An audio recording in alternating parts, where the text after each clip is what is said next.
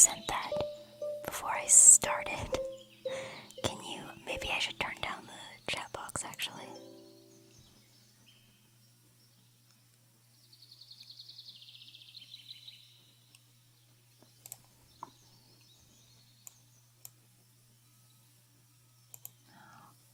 Oh, alert box. Nope, I already had the alert box turned down. Oh, I should probably mute them completely, yeah.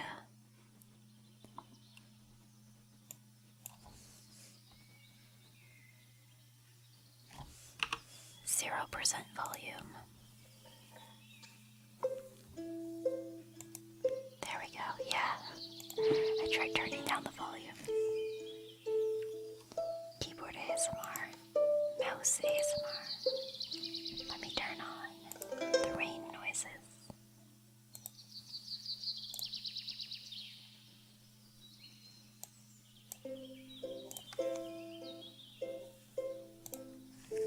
Oh wait, why am I angry? Hold on. There we go. Oh, BGM a bit loud. Good, because we're not going to have it at all. Let's see.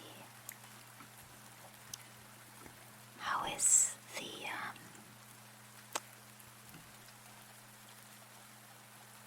how is the rain noises?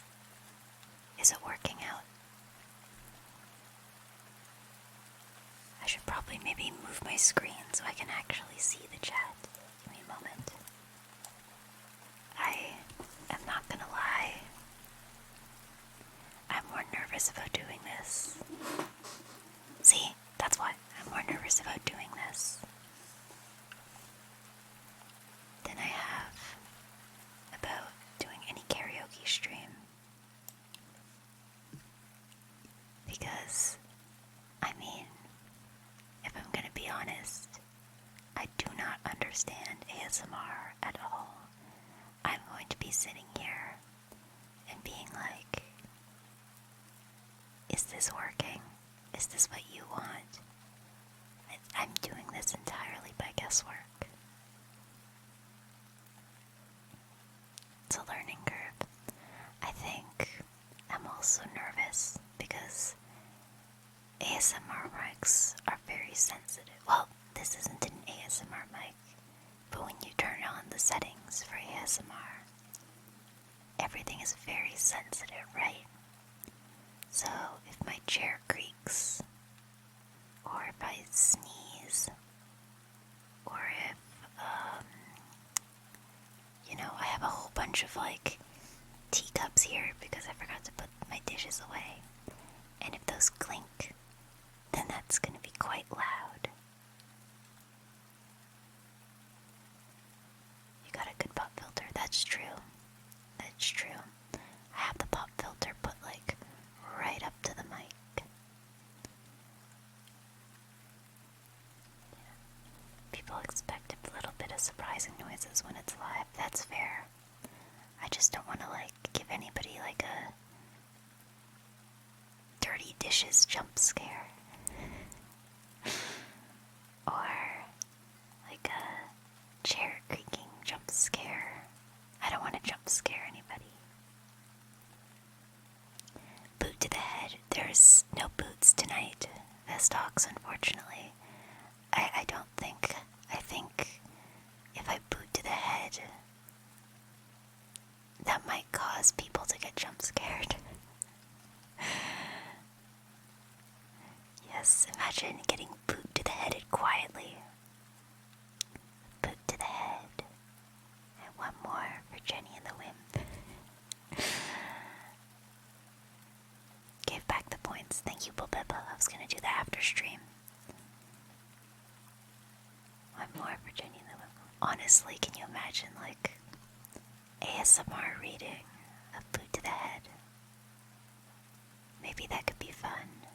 Just an ASMR meme reading. Or a shitpost reading. That could be fun. I just have to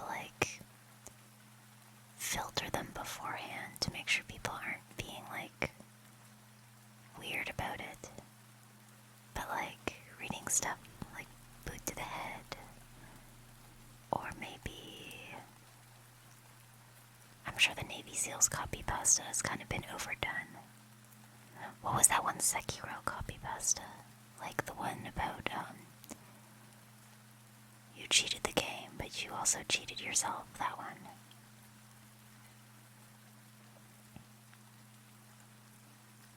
Yeah. ASMR can be shitposty, that's true. Again, like, I can't say I totally understand ASMR. I like looking at, Shinri lately has been posting some, like, weirdly specific ASMR scenarios. I have no idea how he comes up with these. I think there was one recently that was like, ASMR. You are at a grocery store and you meet up with a friend that you haven't seen since high school and they try to get you to join an MLM. Like just weirdly specific ones like that. It's fun. It's also just like free advertising, I think, because people will just like see the thumbnail and see the title and just screenshot it and share it around like, what is this, LMAO? And then you got yourself free advertising when people actually go and look it up to see if it's real, you know? Because people say, no, I was not expecting you. Yeah, this isn't the usual hours, is it? I mean, I didn't want to do ASMR in the morning because I know a lot of people watch me while they're at work for the daytime streams, and like, I don't want people to accidentally fall asleep at work. But the other thing is, even because this is such a quiet stream, I might be able to just do this on a regular basis, since it shouldn't really wake anybody up. I'm not even sure if my sister can hear me in the next room over. I wonder if I can, like, message her. Get some, like, keyboard ASMR.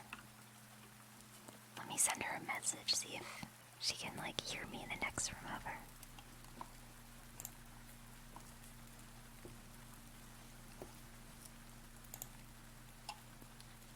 Okay. Out of curiosity, can you hear me when I'm whispering? See what she says. Definitely want to sleep instead of work. That's fair. But unfortunately, I don't want to get anybody in trouble at work, because I think that would be mean and bad. Unfortunately, you cannot work in your sleep. Uh-oh, hold on.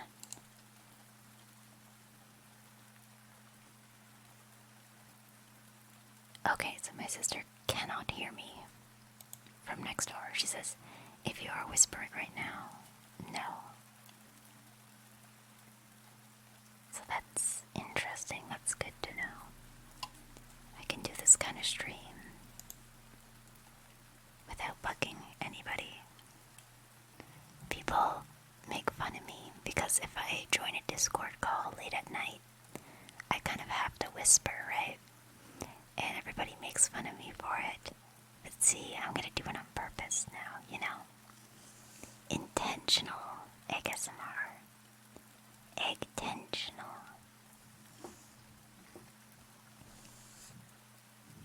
I'm doing it on purpose. Hold on. Give me a moment. I need to shift in my chair. I haven't quite figured out what the most comfortable way to do this would be, because ideally I'd be able to lean back a bit, right? But the problem is that my mic arm, I wonder if I brought it closer to the edge if that would work, but that might be a safety hazard. The mic arm doesn't extend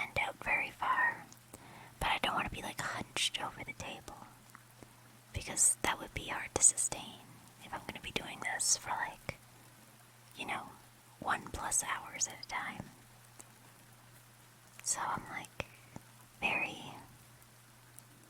very careful. But like I don't want to make my back sore. I'm elderly enough as is. Can't make fun of you whispering on PC if I end up snoring 3 minutes. Sorry. It's weird that ASMR is like the one category of streaming where like this puts me to sleep is like a compliment. I feel like in most parts if you're like, oh, this stream makes me snore 3 minutes in, that's like an insult. That's like, oh, you're bad at streaming. You're so boring.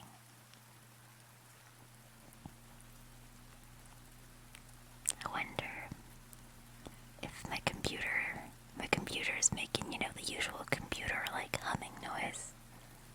I wonder if that's audible. Maybe not, maybe it's too far away. But you never know. I know when I was testing out the sound settings, I have a recording where I was testing the settings out in OBS. And it was during the daytime. And I had just turned the gain up like super high and everything. And the mic was super sensitive. And while I'm talking, somebody outside is like walking their dog. And their dog is barking. And I listened back to the recording. And you can hear the dog. Which is what makes me nervous about like background noise. But, it's nighttime. If there's dogs outside right now, I will be very surprised.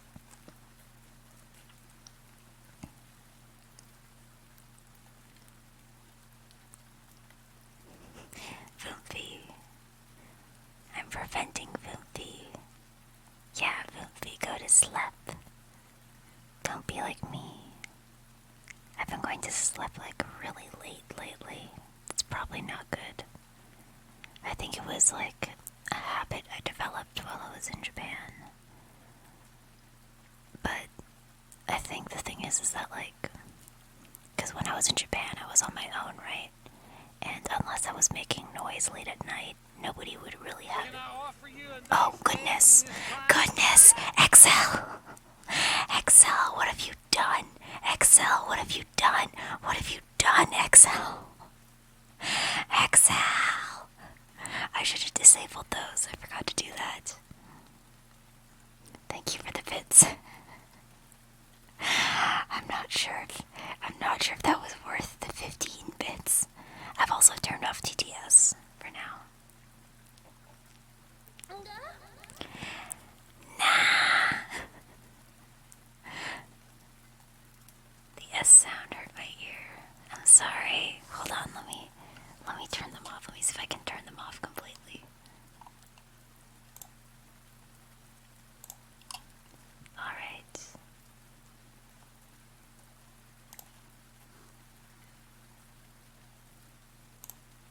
There we go. I've turned them off. Yeah, that's what I was afraid of, though. I'm gonna have to remember to turn them back on when I do another normal stream. You have ruined it. For the price of 75 bits, you ruined the stream, Excel. How does that feel?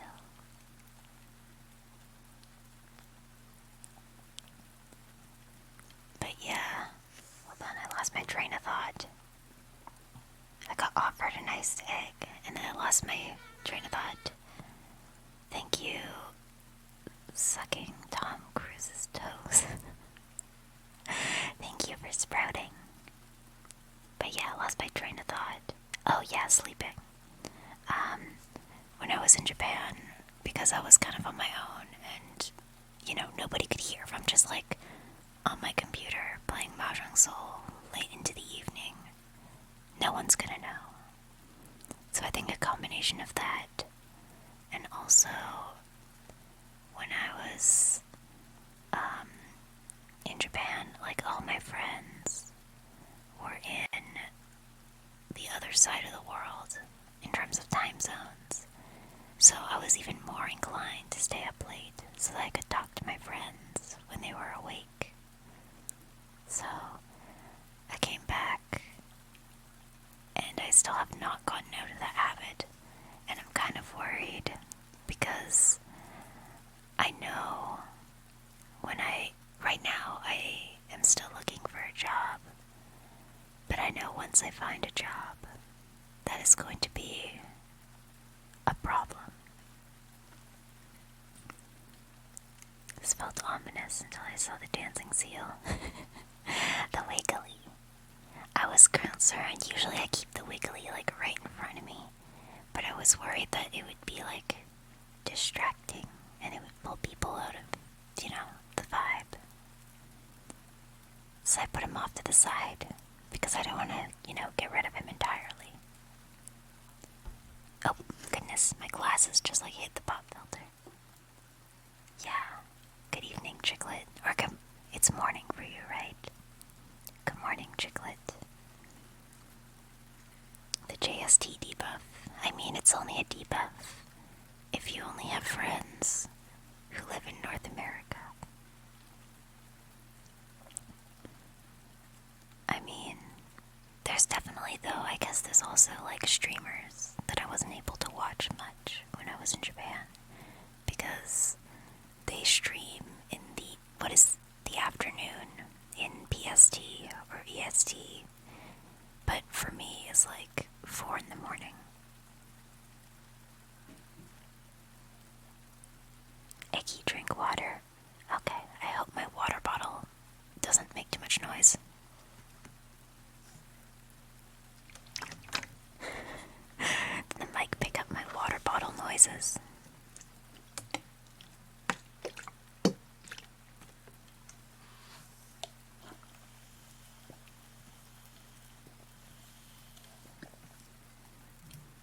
Alright. Oiter has been dinked. It's important to dink oiter, especially for whispering. Did you know that whispering is actually harder on your voice than just normal talking? Because whispering, technically, it's very different to talking.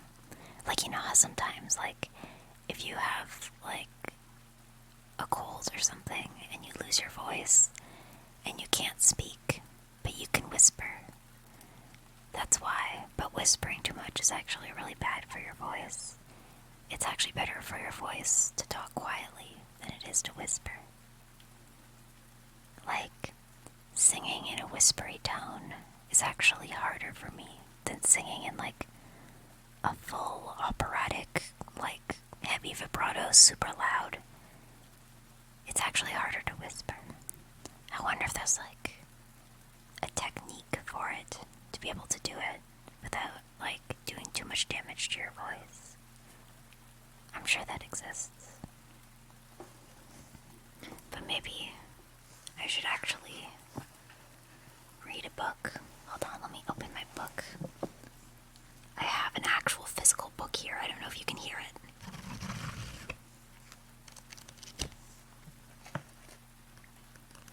Like, this is...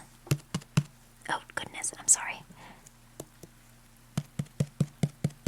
Like, this is like an actual, like, brick of the complete novels of Jane Austen. It's huge. Like, this thing, how many pages does it have? Let me see. This book, in total, has 1,301 pages. Not Pride and Prejudice, but, like, this is the complete novels of Jane Austen, so it's like all of them. Bonk, bonk, bonk. Your ASMR is wonderful. I'm glad you like it. I'm simply satisfying audience demand. So, I hope this book doesn't fall on my keyboard. I'm still working on figuring out, like, a comfortable way to hold it. So we'll see how this goes. Chapter 1. is a truth universally acknowledged that a single man in possession of a good fortune must be in want of a wife. However little known the feelings or views of such a man may be on his first entering a neighborhood, this truth is so well fixed in the minds of the surrounding families that he is considered as the rightful property of some one or other of their daughters. "My dear Mr. Bennet," said his lady to him one day, "have you heard that Netherfield Park is let at last?" Mr. Bennet replied that he had not. "But it is," returned she, "for Mrs. Long has just been here, and she told me all about it." Mr. Bennet made no answer. Do not you want to know who has taken it?" cried his wife impatiently. "You want to tell me, and I have no objection to hearing it." This was invitation enough. "Why, my dear, you must know, Mrs. Long says that Netherfield is taken by a young man of large fortune from the north of England, that he came down on Monday in a chaise and four to see the place, and was so much delighted with it that he agreed with Mr. Morris immediately that he is to take possession before Michaelmas, and some of his servants are to be in the house by the end of next week. What is his name? Bingley. Is he married or single? Oh, single, my dear, to be sure. A single man of large fortune, 4,000 or 5,000 a year. What a fine thing for our girls." "How so? How can it affect them?" "My dear Mr. Bennet," replied his wife, "how can you be so tiresome? You must know that I am thinking of marrying one of them. Is that his design in settling here?" Well, let me move my book here. "Design? Nonsense! How can you talk so? But it is very likely that he may fall in love with one of them, and therefore you must visit him as soon as he comes." "I see no occasion for that. You and the girls may go, or you may send them by themselves, which perhaps will be still better, for you are as handsome as any of them. Mr. Bingley might like you the best of the party." "Oh, thank you. Oh, I'm sorry. To Silent Storm 2. Thank you for sprouting." "My dear, you flatter me. I certainly have had my share of beauty, but I do not pretend to be anything extraordinary now. When a woman has 5 grown-up daughters, she ought to give over thinking of her own beauty. In such cases, a woman has not often much beauty to think of. But, my dear, you must indeed go and see Mr. Bingley when he comes into the neighborhood. It is more than I engage for, I assure you. The text in this book is unbelievably tiny, and it's still over 1,000 pages. But consider your daughters. Only think what an establishment it would be for one of them. Sir William and Lady Lucas are determined to go merely on that account, for in general you know they visit no newcomers. Indeed, you must go, for it will be impossible for us to visit him if you do not. You are over-scrupulous, surely. I dare say Mr. Bingley will be very glad to see you, and I will send a few lines by you to assure him of my hearty consent to his marrying whichever he chooses of the girls, though I must throw in a good word for my little Lizzie. I desire you will do no such thing. Lizzie is not a bit better than the others, and I am sure she is not half so handsome as Jane, nor half so good-humored as Lydia, but you are always giving her the preference." "They have none of them much to recommend them," replied he.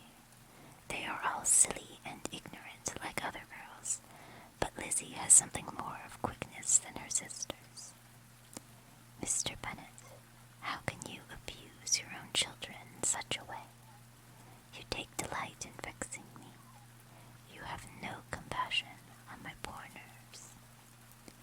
mistake me, my dear. I have a high respect for your nerves.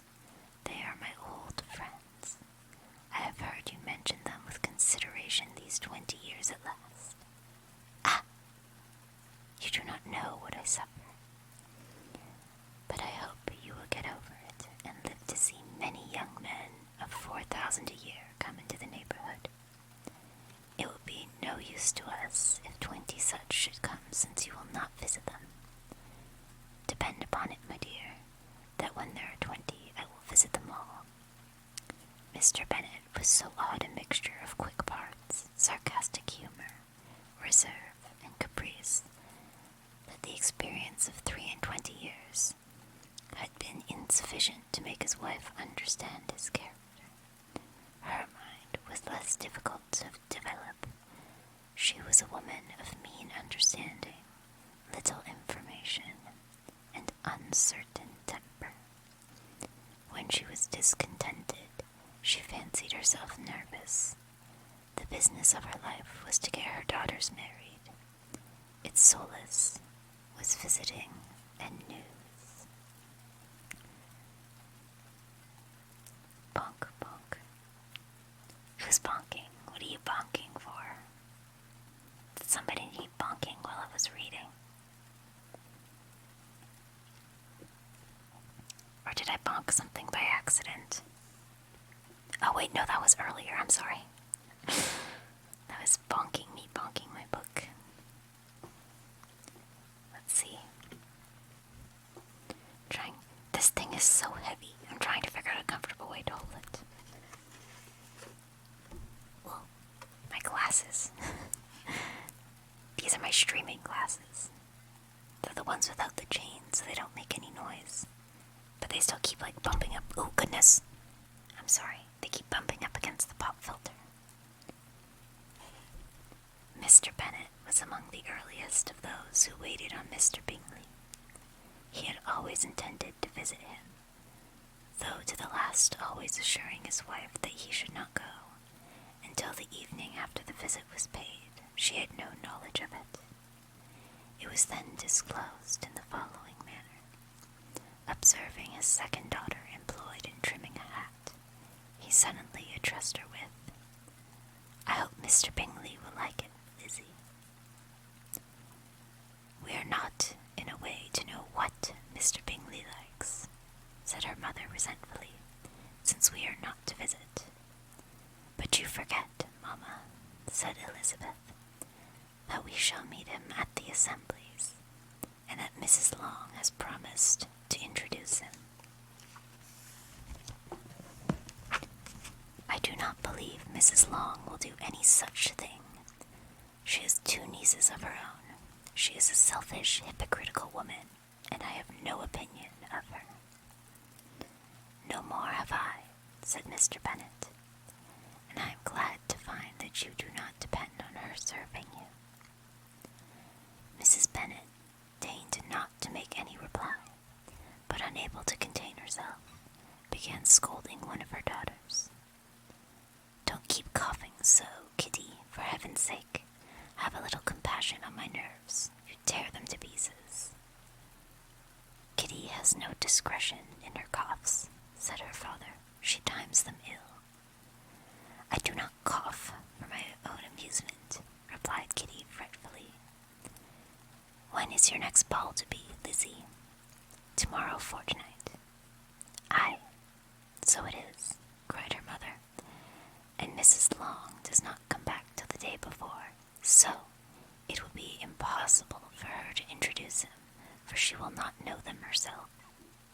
Then, my dear, you may have the advantage of your friend, and introduce Mr. Bingley to her." "Impossible, Mr. Bennet, impossible, when I am not acquainted with him myself. How can you be so teasing?" "I honor your circumspection.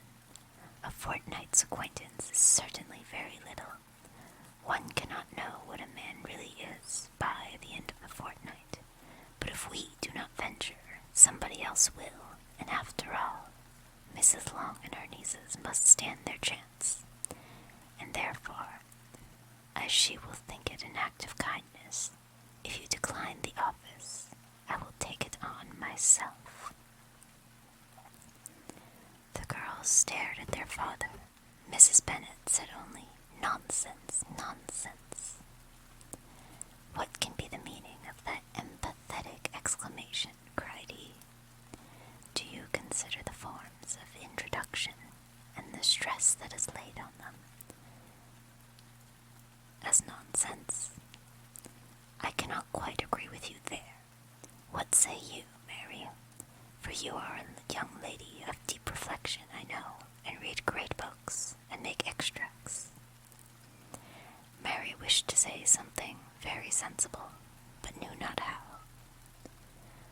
"While Mary is adjusting her ideas," he continued, "let us return to Mr. Bingley." "I am sick of Mr. Bingley," cried his wife. "I am sorry to hear that, but why did you not tell me so before? If I had known as much this morning, I certainly would not have called on him. It is very unlucky, but as I have actually paid the visit, we cannot escape the acquaintance now." Whoa, goodness.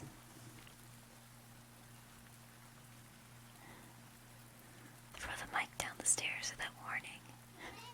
Oh, thank you, Little Beastman05. Thank you for sprouting.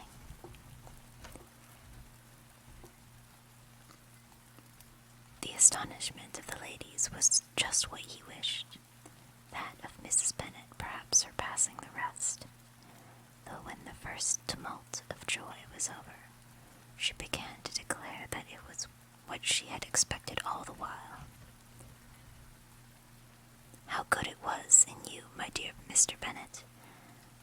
But I knew I should persuade you at last. I was sure you loved your girls too well to neglect such an acquaintance. Well, how pleased I am, and it is such a good joke, too, that you should have gone this morning and never said a word about it till now. Now, Kitty, you may cough as much as you choose," said Mr. Bennet, and as he spoke, he left the room, fatigued with the raptures of his wife. "What an excellent father you have, girls," said she, when the door was shut. "I do not know how you will ever make him amends for his kindness, or me," to flip the page, "either, for that matter. At our time of life, it is not so pleasant, I can tell you, to be making new acquaintance every day, but for your sakes, we would do anything. Lydia, my love, though you are the youngest, I dare say, Mr. Bingley will dance with you at the next ball." "Oh," said Lydia stoutly, "I'm not afraid, for though I am the youngest, I'm the tallest." The rest of the evening was spent in conjecturing how soon he would return Mr. Bennet's visit, and determining when they should ask him to dinner. Alright, I'm gonna give my arms a little break. Just give me a moment. Oh boy. Let me give my arms a little break and get a water. 19th century how to pull men guide. Well, that's what a lot of Jane Austen kind of is. It's just like, I'm gonna be honest, this is actually my first time, completely reading through Pride and Prejudice. But a lot of it is just, rom-coms, but, with the tiresome parts of relationships, as well as, the big romantic ones. Eggy, drink water. Thank you, I was about to do that anyway.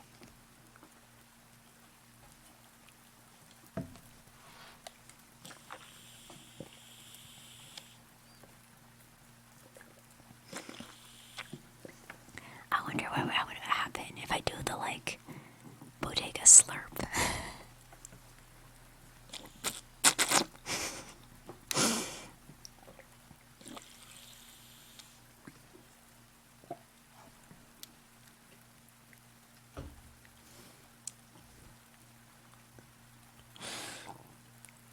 Just the bodega, if you're still here, do you even still do the slurp? I'm trying to remember the last time that you the slurp. Well, Pippa, when she was streaming, she would go, like every time she drank water, she would just like slurp it. So everybody listening would know that she was drinking water and have no doubt about it. Going,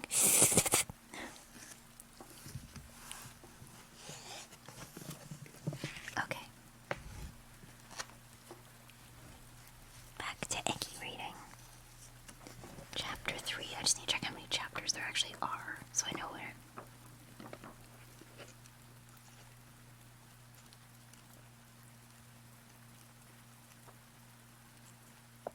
Okay, how many chapters does Pride and Prejudice have?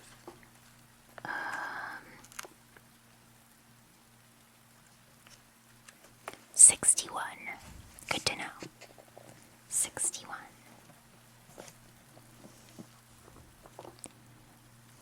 Not all that Mrs. Bennet, however, with the assistance of her 5 daughters, could ask on the subject was sufficient to draw from her husband any satisfactory description of Mr. Bingley. They attacked him in various ways, with bare-faced questions, ingenious suppositions, and distant surmises. But he eluded the skill of them all, and they were at last obliged to accept the second-hand intelligence of their late neighbor Lady Lucas. Her report was highly favorable. Sir William had been delighted with him. He was quite young, wonderfully handsome, extremely agreeable, and to crown the whole, he meant to be at the next assembly with a large party. Nothing could be more delightful. To be fond of dancing was a certain step towards falling in love, and very lively hopes of Mr. Bingley's heart were entertained.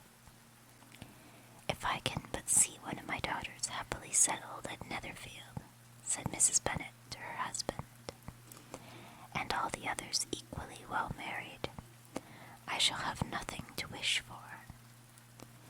In a few days Mr. Bingley returned Mr. Bennet's visit, and sat about 10 minutes with him in his library. He had entertained hopes of being admitted to a sight of the young ladies, of whose beauty he had heard much, but he saw only the father. The ladies were somewhat more fortunate, for they had the advantage of ascertaining from an upper window that he wore a blue coat and rode a black horse.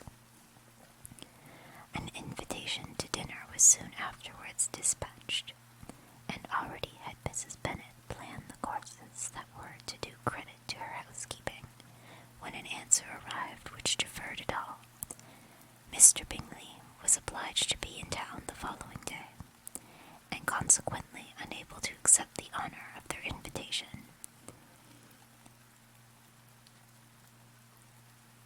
What does ampersand C mean? I don't know if that's a typo. Mrs. Bennet was quite disconcerted. She could not imagine what business he could have in town so soon after his arrival in Hertfordshire, and she began to fear that he might be always flying about from one place to another, and never settled at Netherfield as he ought to be. Lady Lucas quieted her fears a little by starting the idea of his being gone to London only to get a large party for the ball, and a report soon followed that Mr. Bingley was to bring 12 ladies and 7 gentlemen with him to the assembly.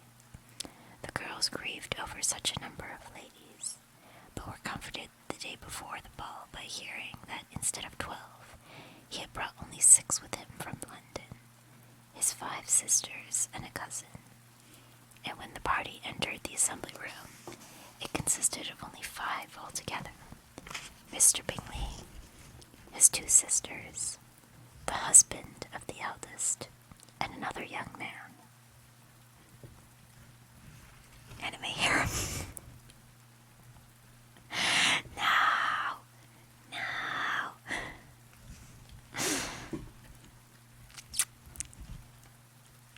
Mr. Bingley was good-looking and gentlemanlike.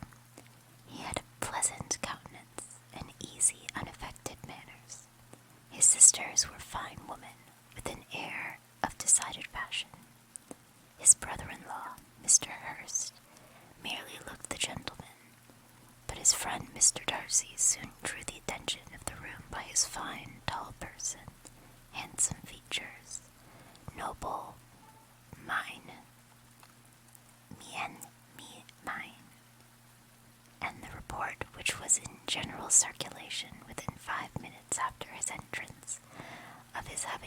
$1,000 a year.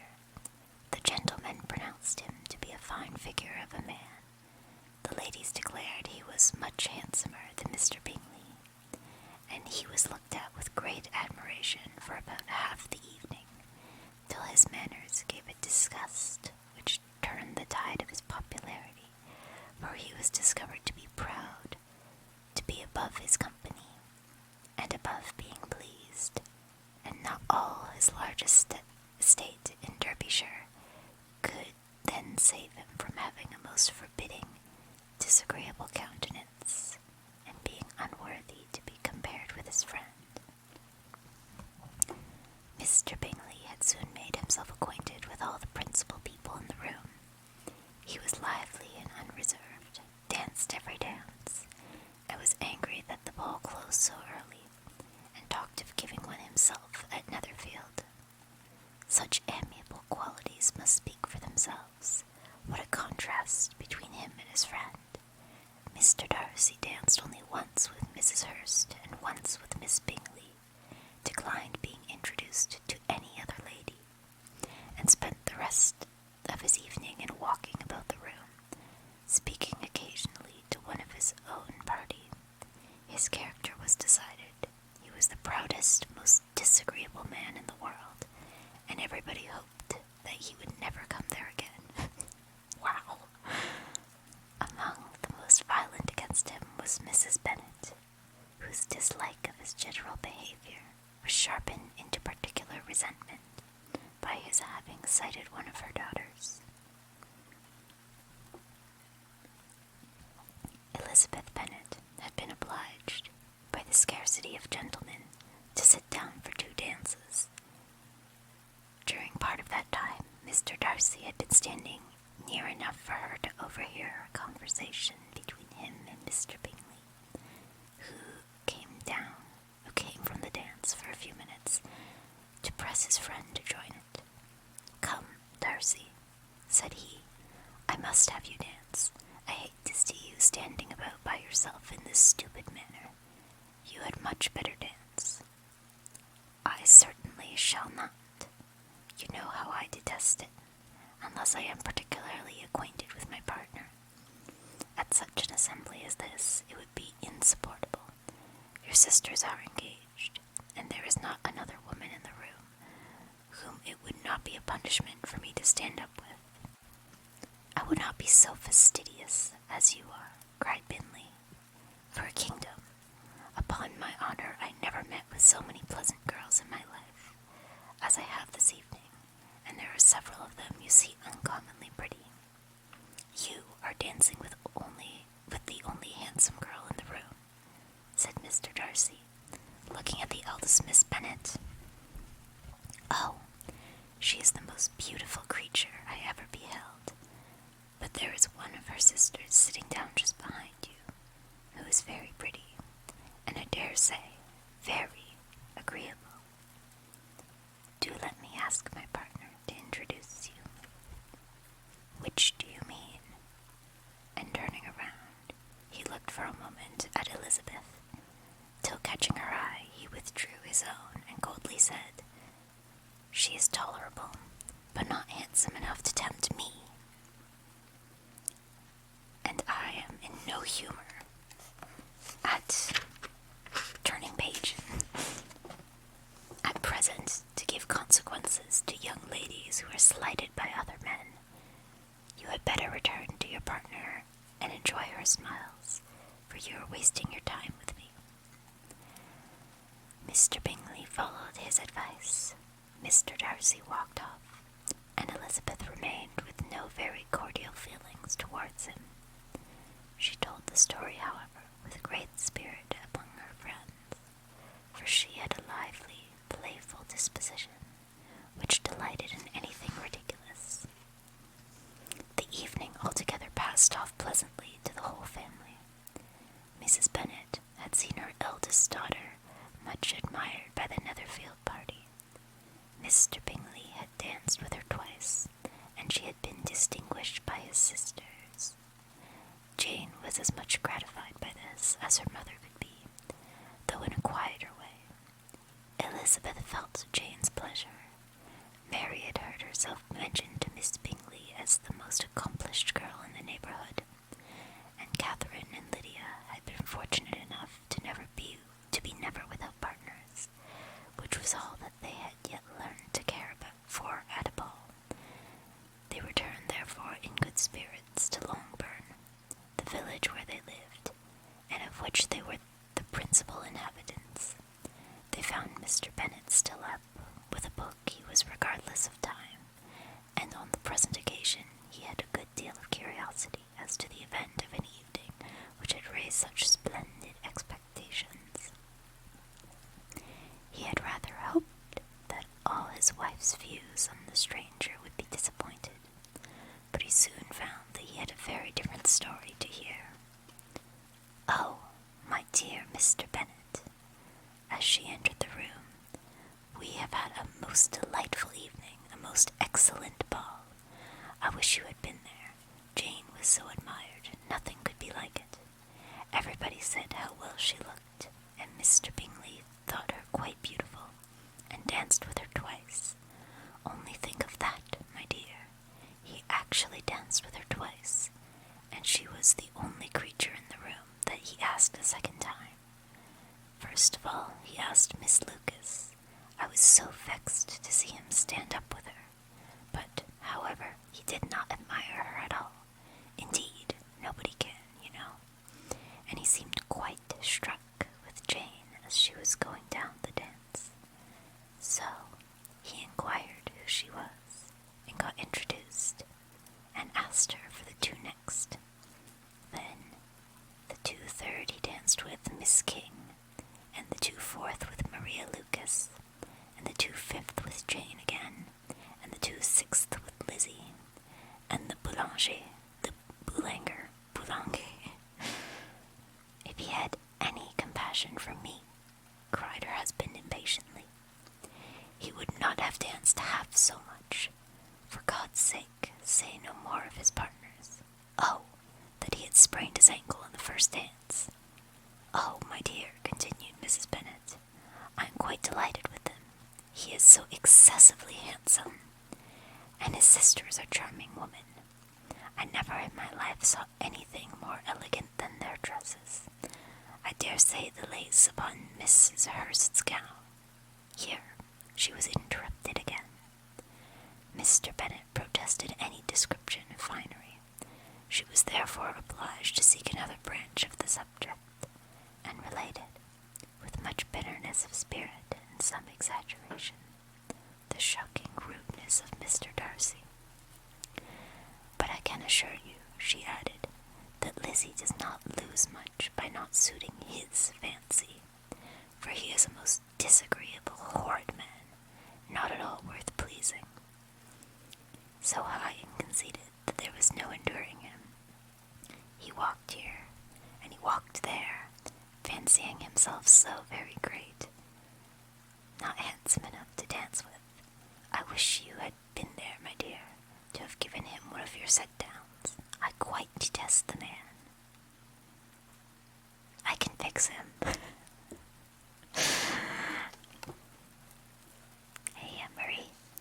Good evening, Faiz Danielle. I'm trying out ASMR for the first time. Is it going okay so far?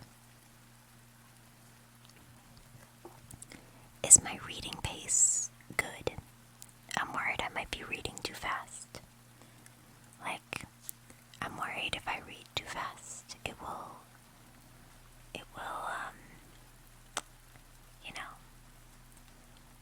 keep people awake. I don't want to keep people too awake, or the ASMR will fail. As well. Also, yes. Okay, so I'm glad to know. I tend to read a little bit quickly. I was just hoping that wouldn't be a problem. Yes, rare nighttime egg sighting. Well, what was I gonna do? Morning ASMR? I mean, do people do that? I guess it's always morning somewhere, right? But intentional morning ASMR. My cat is relaxed. Oh, good. good. That's how I know I'm succeeding. It's more important, that is the most important thing, that your meow meow is relaxed.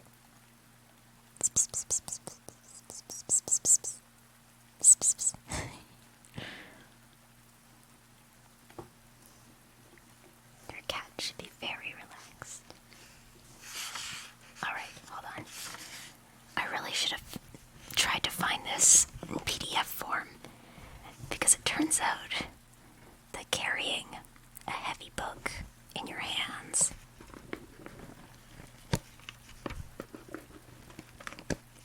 is actually quite uncomfortable when doing it for long periods of time. But that's what I get for reading out of a brick, I guess. Actually, I lied. I'm gonna take a drink of water and then we'll do chapter 4.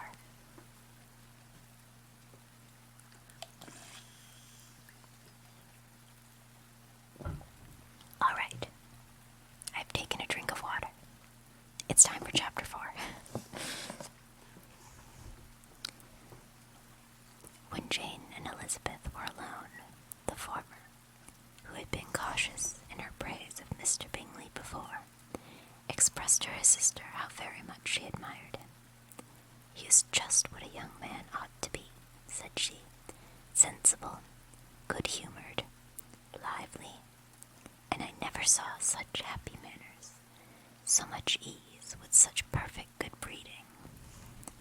"He is also handsome," replied Elizabeth, "which a young man ought likewise to be, if he possibly can.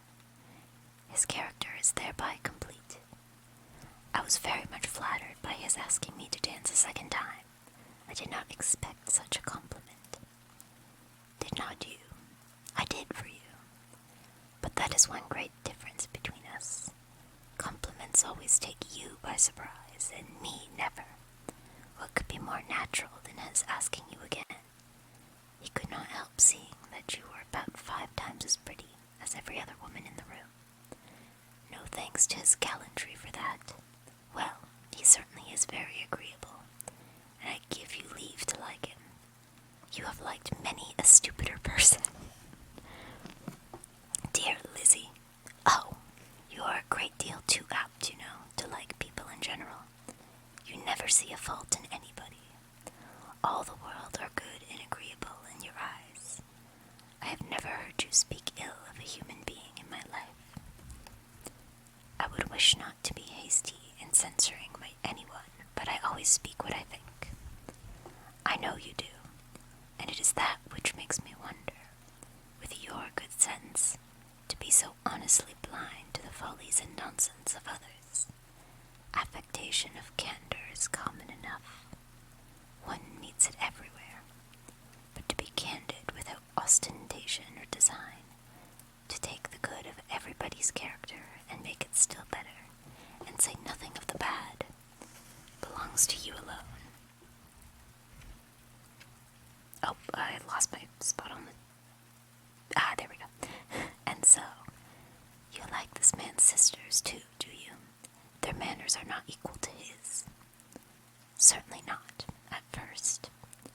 But they are very pleasing women, and when you converse with them, Miss Bingley is to live with her brother and keep his house, and I am much mistaken if we shall not find a very charming neighbour in her." Elizabeth listened in silence, but was not convinced.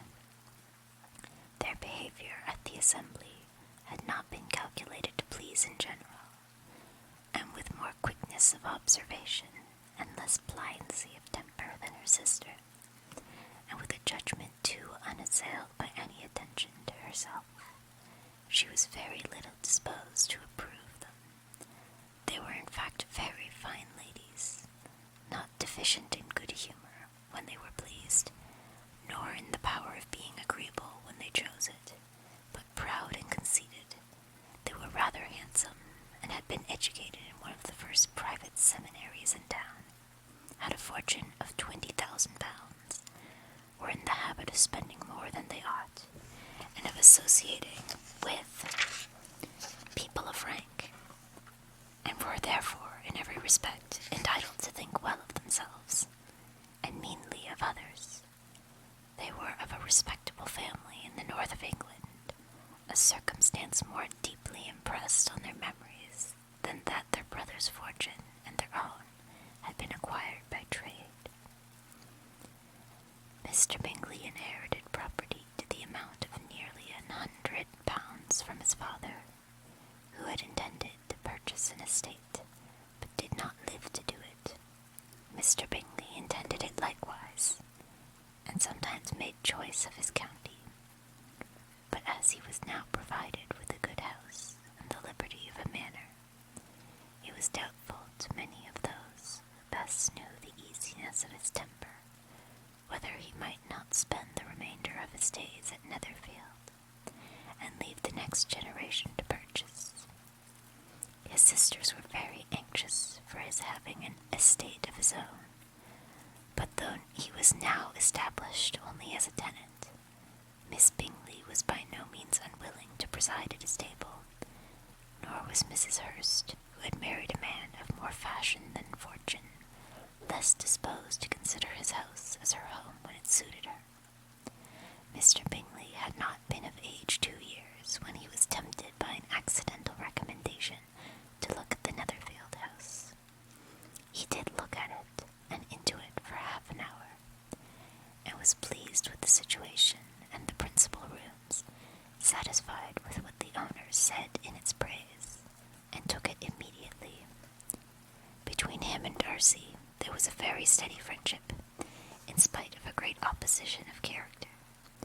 Bingley was endeared to Darcy by the easiness, openness, and ductility of his temper, since no disposition could offer a greater contrast to his own, and though with his own he never appeared dissatisfied, on the strength of Darcy's regard Bingley had the firmest reliance, and of his judgment the highest opinion. In understanding Darcy was the superior. Bingley was by no means deficient, but Darcy was clever.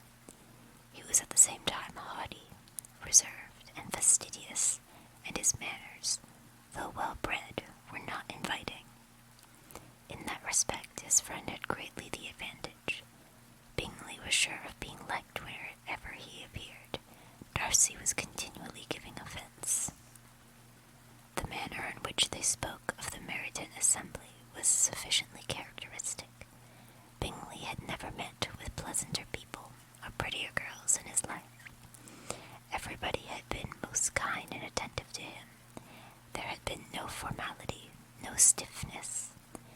He had soon felt acquainted with all the room, and as to Miss Bennet, he could not conceive an angel more beautiful. Darcy, on the contrary, had seen a collection of people in whom there was little beauty and no fashion, for none of whom he had felt the smallest interest, and from none received either attention or pleasure. Miss Bennet he acknowledged to be pretty, but she smiles too much. Okay. Miss Hurst and her sister allowed it to be so, but they admired her and liked her, and pronounced her to be a sweet girl, and one whom they should not object to no more of. Miss Bennet was therefore established as a sweet girl, and their brother felt authorized by such commendation to think of her as he chose. So all I have to do is ask somebody to dance twice. Yes, but only provided that they agreed to dance with you the first time, you know. Hi, good evening, good peluche. I'm trying out ASMR. As per popular request. I'm still scared I'm gonna sneeze or something. I'm gonna sneeze and it's gonna ruin everything. Hold on, I'm gonna have a stretch. This is not a particularly comfortable position to be in.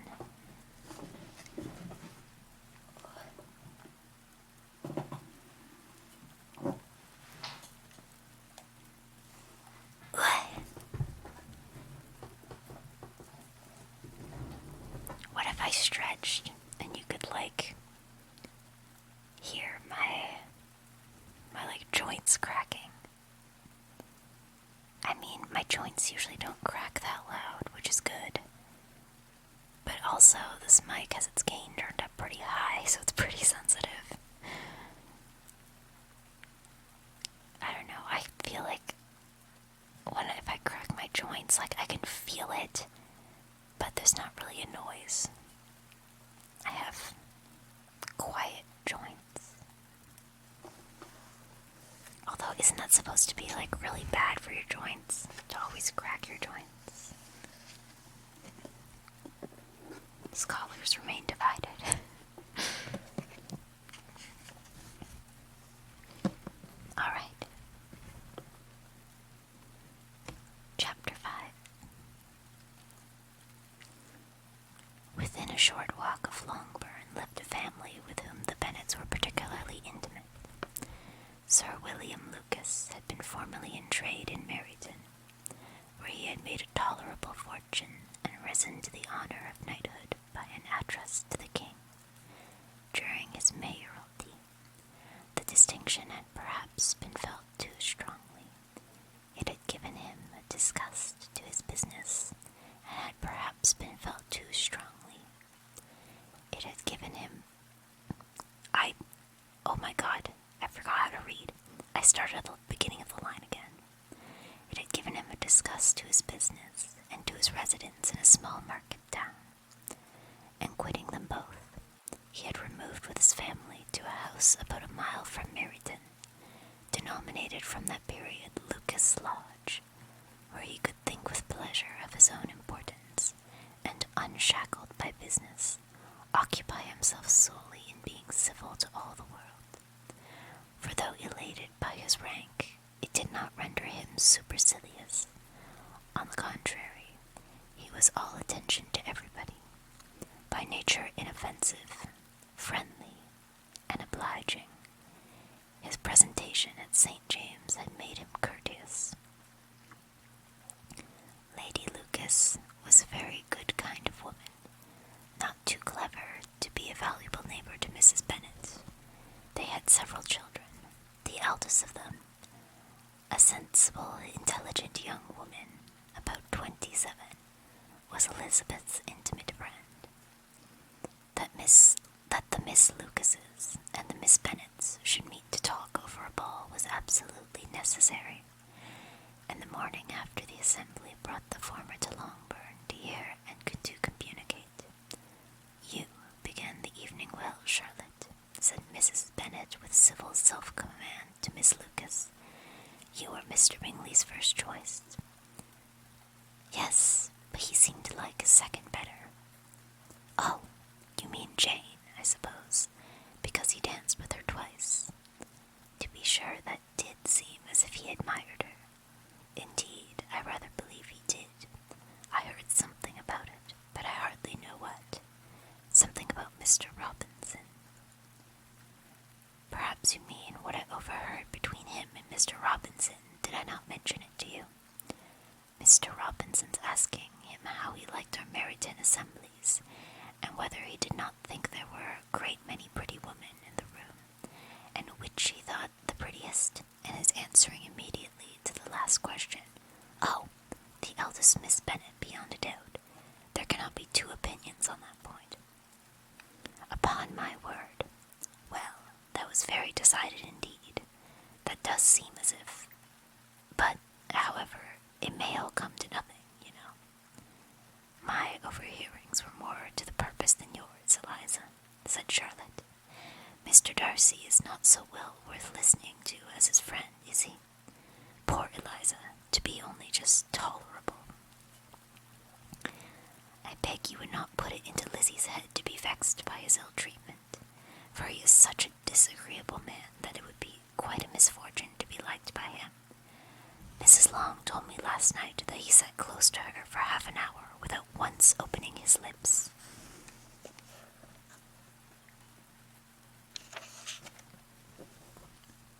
"Are you quite sure, ma'am? Is not there a little mistake?" said Jane. "I certainly saw Mr. Darcy speaking to her." asked him at last how he liked Netherfield, and he could not help answering her. But she said he seemed very angry at being spoke to. Honestly, understandable. Mr. Bingley told me, said Jane, that he never speaks much unless among his intimate acquaintance. With them he is remarkably agreeable. I do not believe a word of it, my dear. If he had been so very agreeable, he would have talked to Mrs. Long. But I can guess how it was. Everybody says that he is ate up with pride, and I dare say he had heard somehow that Mrs. Long does not keep a carriage, and had come to the ball in a hack chaise. I do not mind his not talking to Mrs. Long, said Miss Lucas, but I wish he had danced with Eliza. Another time, Lizzie, said her mother. I would not dance with him if I were you. I believe, ma'am, I may safely promise you never to dance with him. His pride, said Miss Lucas, does not offend me so much as pride often does, because there is an excuse for it. One cannot wonder that is so very fine a young man with family, fortune, and everything in his favor should think highly of himself. If I may so express it, he has a right to be proud. That is very true, replied Elizabeth, and I could easily forgive his pride if he had not mortified mine. Pride, observed Mary, who piqued herself upon the solidity of her reflections, is a very common failing, I believe. By all that I have ever read, I am convinced that it is very common indeed, that human nature is particularly prone to it, and that there are very few of us who do not cherish a feeling of self-complacency on the score of some quality or other, real or imaginary. Vanity and pride are different things, though the words are often used synonymously. A person may be proud without being vain. Pride relates more to our opinion of ourselves, vanity to what we would have others think of us. If I were as rich as Mr. Darcy, cried a young Lucas who came with his sisters, I should not care how proud I was. I would keep a pack of foxhounds and drink a bottle of wine every day. Okay, then you would drink a great deal more than you ought, said Mrs. Bennet. And if I were to see you at it, I should take away your bottle directly. The boy protested that she should not. She continued to declare that she would, and the argument ended only with the visit. How old is this guy? Actually, okay, hold on. How long is the younger Lucas? Like, he sounds 13. Like, I can't, I don't know if it was stated anywhere and I just missed it, but like, that is such like a teenage boy thing to say. What shade? Tolerable. Yeah, tolerable. Okay, give me a moment. I'm just going to adjust the pop filter because, my eyes are doing weird things after trying to, like, stare. Okay. I hope that wasn't too torturous for you. Maybe if I turn it a bit more.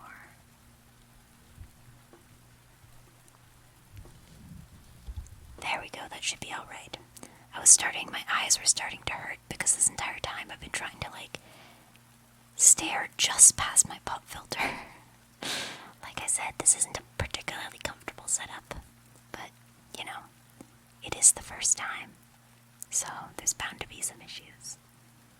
Yes, welcome, Comfy Cal, to ASMR, by popular request.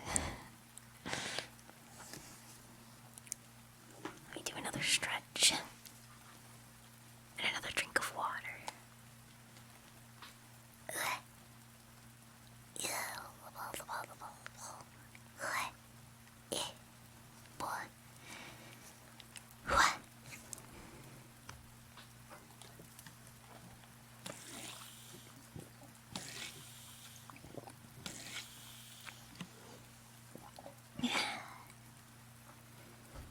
Nice and hydrated, EGGY.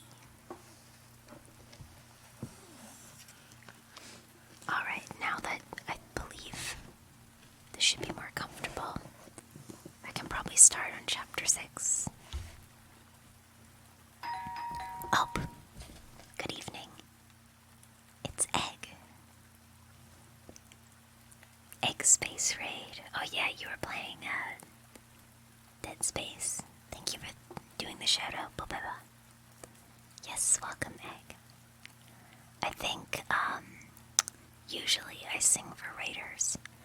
I think I'm gonna hold off on that for tonight. I don't think that this is the occasion for it, you know? But yes, welcome, Egg viewers, to the first Egg SMR. My first attempt at Egg SMR. I hope I will succeed at it.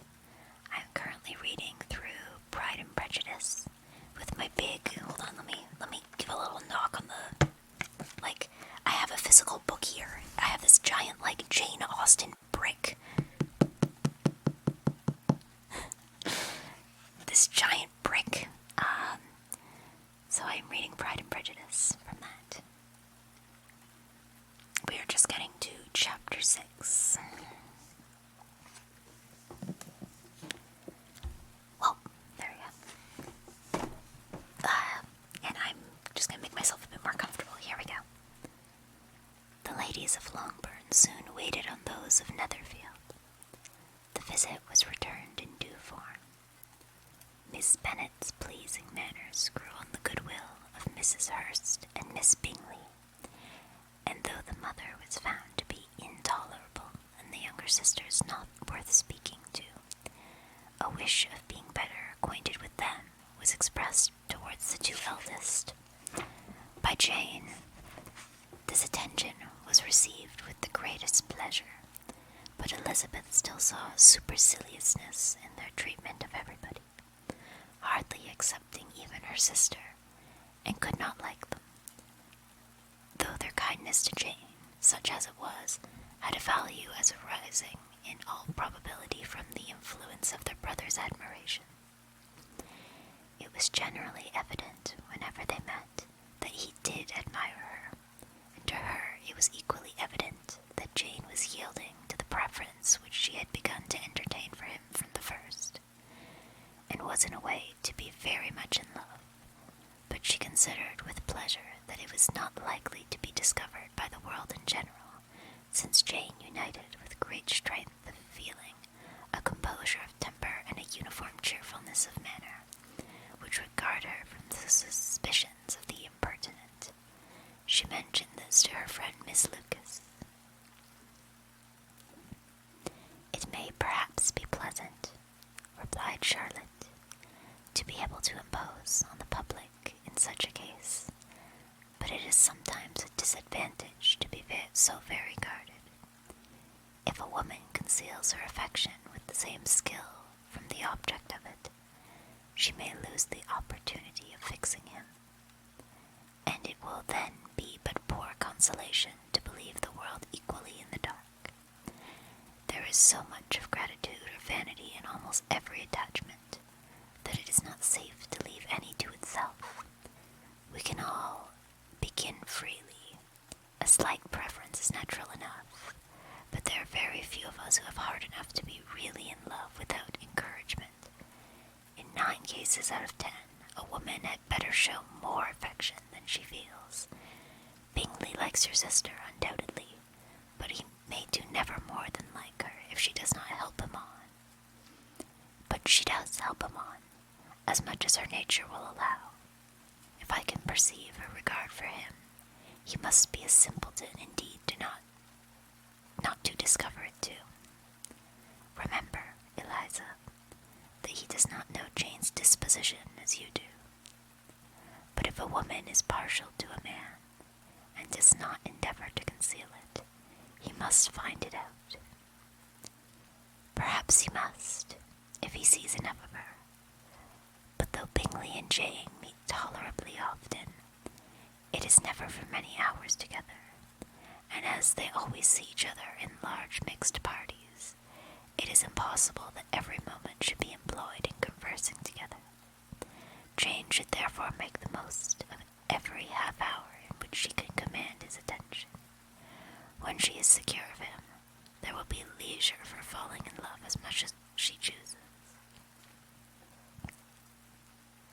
Your plan is a good one, replied Elizabeth, where nothing is in question but the desire of being well married, and if I were determined to get a rich husband, or any husband, I dare say I should adopt it. But these are not Jane's feelings. She is not acting by design. As yet, she cannot even be certain of the degree of her own regard, nor of its reasonableness. She has known him only a fortnight. She danced 4 dances with him at Meryton. She saw him one morning at his own house, and has since dined in company with him 4 times. This is not quite enough to make her understand his character. Not as you represented. Had she merely dined with him, she might only have discovered whether he had a good appetite. But you must remember that 4 evenings have been also spent together, and 4 evenings may do a great deal. Yes, these 4 evenings have enabled them to ascertain that they both like Vtuber better than commerce. But with respect to any other leading characteristic, I do not imagine that much has been unfolded.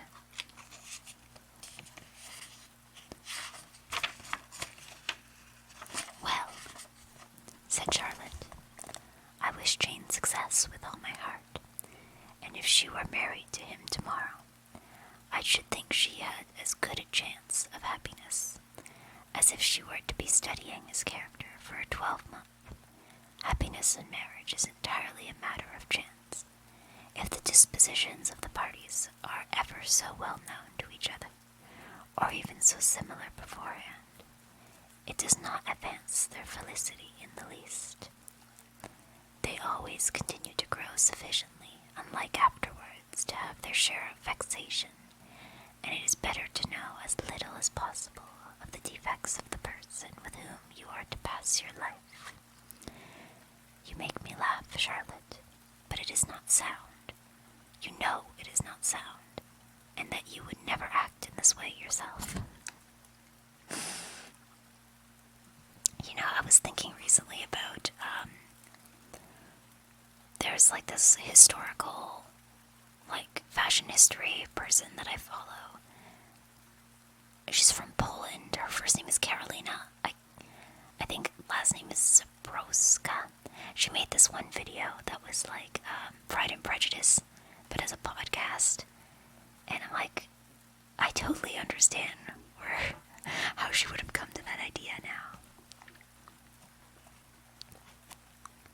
Occupied in observing Mr. Bingley's attentions to her sister, Elizabeth was far from suspecting that she was herself becoming an object of some interest in the eyes of his friend.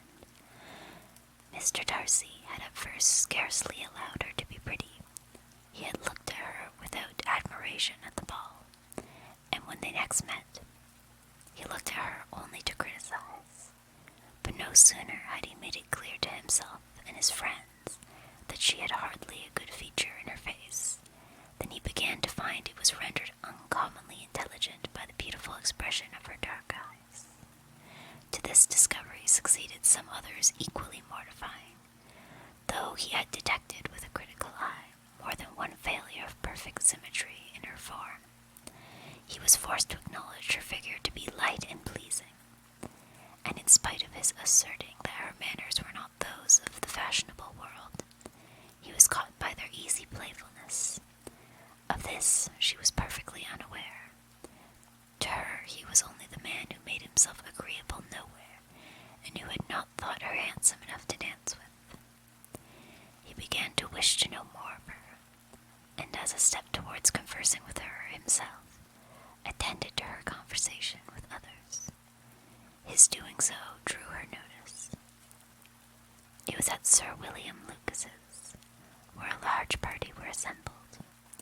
"What does Mr. Darcy mean," said she to Charlotte, "by listening to my conversation with Colonel Forster?" "That is a question which Mr. Darcy only can answer. But if he does it any more, I shall certainly let him know that I see what he is about. He has a very satirical eye, and if I do not begin by being impertinent myself, I shall soon grow afraid of him."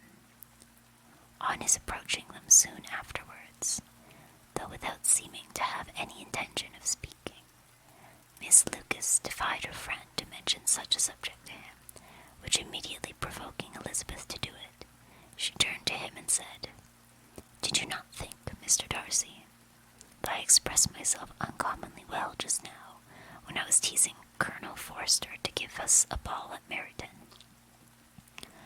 "With great energy, but it is a subject which always makes a lady energetic. You are severe on us. It will be her turn, soon, to be teased," said Miss Lucas. "I am going to open the instrument, Eliza, and you know what follows. You are a very strange creature by way of a friend, always wanting me to play and sing before anybody and everybody. If my vanity had taken a musical turn, you would have been invaluable, but as it is, I would really rather not sit down before those who must be in the habit of hearing the very best performers." On Miss Lucas's persevering, however, she added, "Very well, if it must be so, it must." And gravely dancing at Mr. Darcy, there is a fine old saying, which everybody here is of course familiar with, "Keep your breath to cool your porridge," and I shall keep mine to swell my song. Her performance was pleasing, though by no means capital. After a song or two, and before she could reply to the entreaties of several that she would sing again, she was eagerly succeeded at the instrument by her sister Mary, who, having, in consequence of being the only plain one in the family, worked hard for knowledge and accomplishments, was always impatient for display.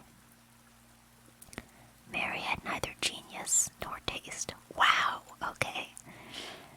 And though vanity had given her application, it had given her likewise a pedantic air and conceited manner, which would have injured a higher degree of excellence than she had reached. Elizabeth, easy and unaffected, had been listened to with much more pleasure, though not playing half so well, and Mary, at the end of a long concerto, was glad to purchase praise and gratitude by Scotch and Irish airs, at the request of her younger sister, who played with some of the Lucases, and 2 or 3 officers joined eagerly in dancing at one end of the room. Mr. Darcy stood near them in silent indignation at such a mode of passing the evening, to the exclusion of all conversation, and was too much engrossed by his own thoughts to perceive that Sir William Lucas was his neighbour, till Sir William thus began. "What a charming amusement for young people this is, Mr. Darcy. There is nothing like dancing, after all. I consider it as one of the first refinements of polished societies." "Certainly, sir, and it has the advantage also of being in vogue amongst the less polished societies of the world. Every savage can dance." Sir William only smiled. "Your friend performs delightfully," he continued after a pause, on seeing Bingley join the group, "and I doubt not that you are an adept in the science yourself, Mr. Darcy. You saw me dance at Meryton, I believe, sir?" "Yes, indeed, and received no inconsiderable pleasure from the sight. Do you often dance at St. James's?" "Never, sir." "Do you not think it would be a proper compliment to the place?" "It is a compliment which I never pay to any place if I can avoid it." "You have a house in town, I conclude?" Mr. Darcy bowed. "I had once some thoughts of fixing in town myself, for I am fond of superior society, but I do not feel quite certain that the air of London would agree with Lady Lucas." He paused in hopes of an answer, but his companion was not disposed to make any, and Elizabeth at that instant moving towards them, he was struck with the notion of doing a very gallant thing, and called out to her, "My dear Miss Eliza, why are you not dancing? Mr. Darcy, you must allow me to present this young lady to you as a very desirable partner. You cannot refuse to dance, I am sure, when so much beauty is before you." And taking her hand, he would have given it to Mr. Darcy, who, through extremely page-turn surprise, was not unwilling to receive it, when she instantly drew back, and said with some discomposure to Sir William, "Indeed, the least intention of dancing. I entreat you not to suppose that I move this way in order to beg for a partner. Mr. Darcy, with grave propriety, requested to be allowed the honor of her hand, but in vain. Elizabeth was determined, nor did Sir William at all shake her purpose by his attempt at persuasion. You excel so much in the dance, Miss Eliza, that it is cruel to deny me the happiness of seeing you, and though this gentleman dislikes the amusement in general, he can have no objection, I am sure, to oblige us for 1/2 hour. Mr. Darcy is all politeness, said Elizabeth, smiling. He is indeed, but considering the inducement, my dear Eliza, we cannot wonder at his complaisance, for who would object to such a partner? Elizabeth looked archly and turned away. Her resistance had not injured her with the gentleman, and he was thinking of her with some complacency, and when thus accosted by Miss Bingley, I can guess the subject of your reverie. I should imagine not. You are considering how insupportable it would be to pass many evenings in this manner, in such society, and indeed I am quite of your opinion. I was never more annoyed. The insipidity and yet the noise, the nothingness and yet the self-importance of all these people. What I would give to hear your strictures on them. Your conjecture is totally wrong, I assure you. My mind was more agreeably engaged. I have been meditating on the very great pleasure which a pair of fine eyes in the face of a pretty woman can bestow. Miss Bingley immediately fixed her eyes on his face, and desired he would tell her what lady had the credit of inspiring such reflections. Mr. Darcy replied with great intrepidity, Miss Elizabeth Bennet. Miss Elizabeth Bennet, repeated Miss Bingley. I am all astonishment. How long has she been such a favourite? And pray, when am I to wish you joy? That is exactly the question which I expected you to ask. A lady's imagination is very rapid. It jumps from admiration to joy. Or admiration to love, from love to matrimony, in a moment. I knew you would be wishing me joy. Nay, if you are so serious about it, I shall consider the matter as absolutely settled. You will have a charming mother-in-law indeed, and of course she will be always at Pemberley with you. He listened to her with perfect indifference, while she chose to entertain herself in this manner, and as his composure convinced her that all was safe, her wit flowed long. This chapter was longer.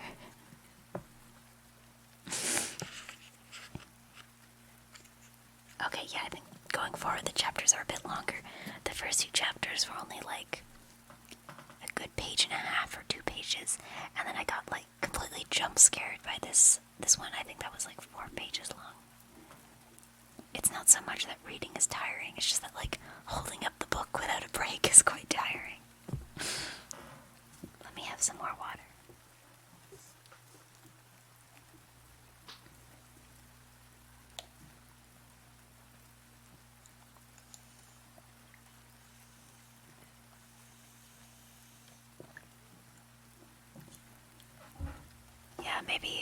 Maybe next time.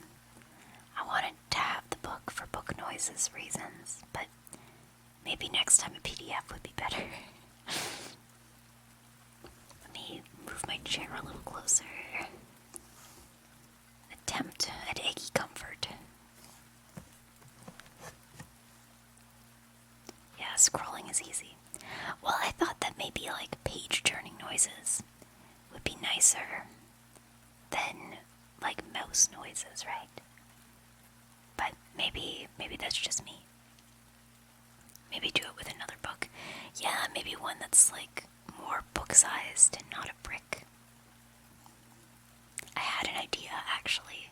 I figured it probably wouldn't be good to do for the first one, and I would definitely have to figure out a different way to do it. I think I've talked about it on stream before. I wanted to do, because I have a Japanese copy of The Little Prince, and I thought that maybe if I can find like an English copy online and a French copy, I could a thing where it's like, I read it, but then every time somebody like subscribes or follows or gives bits or whatever, then I switch the language. But I would need to figure out, like, because switching the language, I would have to figure out, like, when would be the best, like, how do I quickly figure out where I left off, right? Yeah, that's just the main thing. It's just, like, figuring out what the mental gymnastics I would have to do there would be. But I think it could be fun. And it's, like, not a brick. Hello, Dirk. Hello, Bobibo.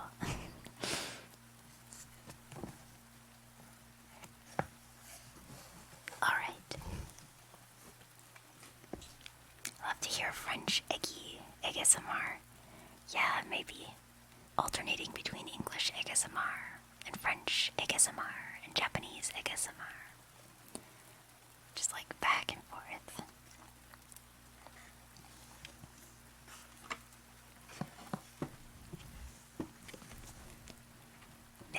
Oh, right, chapter 7. Why are my lips getting dry? I swear, like, my mouth isn't getting dry, it's just my lips. I don't know why. Mr. Bennet's property consisted almost entirely in an estate of 2,000 a year, which, unfortunately for his daughters, was entailed in default of heirs male on a distant relation, and their mother's fortune, though ample for her situation in life, could but ill supply the deficiency of his. Her father had been an attorney in Meryton, and had left her 4,000 pounds. She had a sister married to a Mr. Phillips, who had been a clerk to their father, and succeeded him in the business, and a brother settled in London in a respectable line of trade. The village of Longbourn was only 1 mile from Meryton, a most convenient distance for the young ladies, who were usually tempted thither 3 or 4 times a week, to pay their duty to their aunt and to a milliner's shop just over the way. The 2 youngest of the family, Catherine and Lydia, were particularly frequent in these attentions. Their minds were more vacant than their sisters', head empty, no thoughts, and when nothing better offered, a walk to Meryton was necessary to amuse their morning hours and furnish conversation for the evening. And however bare of news the country in general might be, they always contrived to learn some from their aunt. At present, indeed, they were all well supplied both with news and happiness by the recent arrival of a militia regiment in the neighborhood. It was to remain the whole winter, and Meryton was the headquarters. Their visits to Mrs. Phillips were now productive of the most interesting intelligence. Every day added something to their knowledge of the officers' names and connections. Their lodgings were not long a secret, and at length began to know the officers themselves. Mr. Phillips visited them all, and this opened to his nieces a source of felicity unknown before. They could talk of nothing but officers, and Mr. Bingley's large fortune, the mention of which gave animation to their mother, was worthless in the eyes when opposed to the regimentals of an ensign. My head is itching.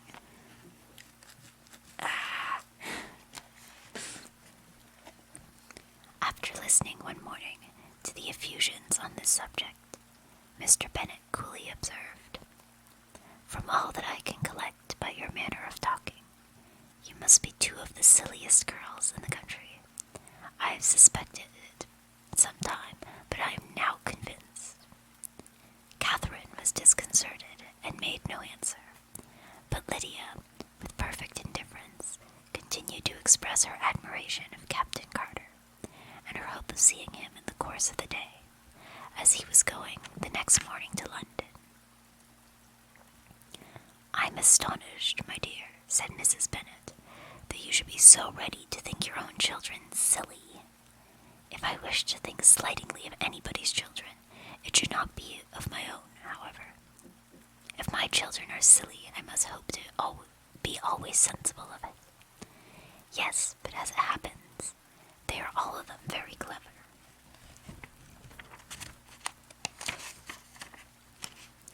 This is the only point, I flatter myself, on which we do not agree.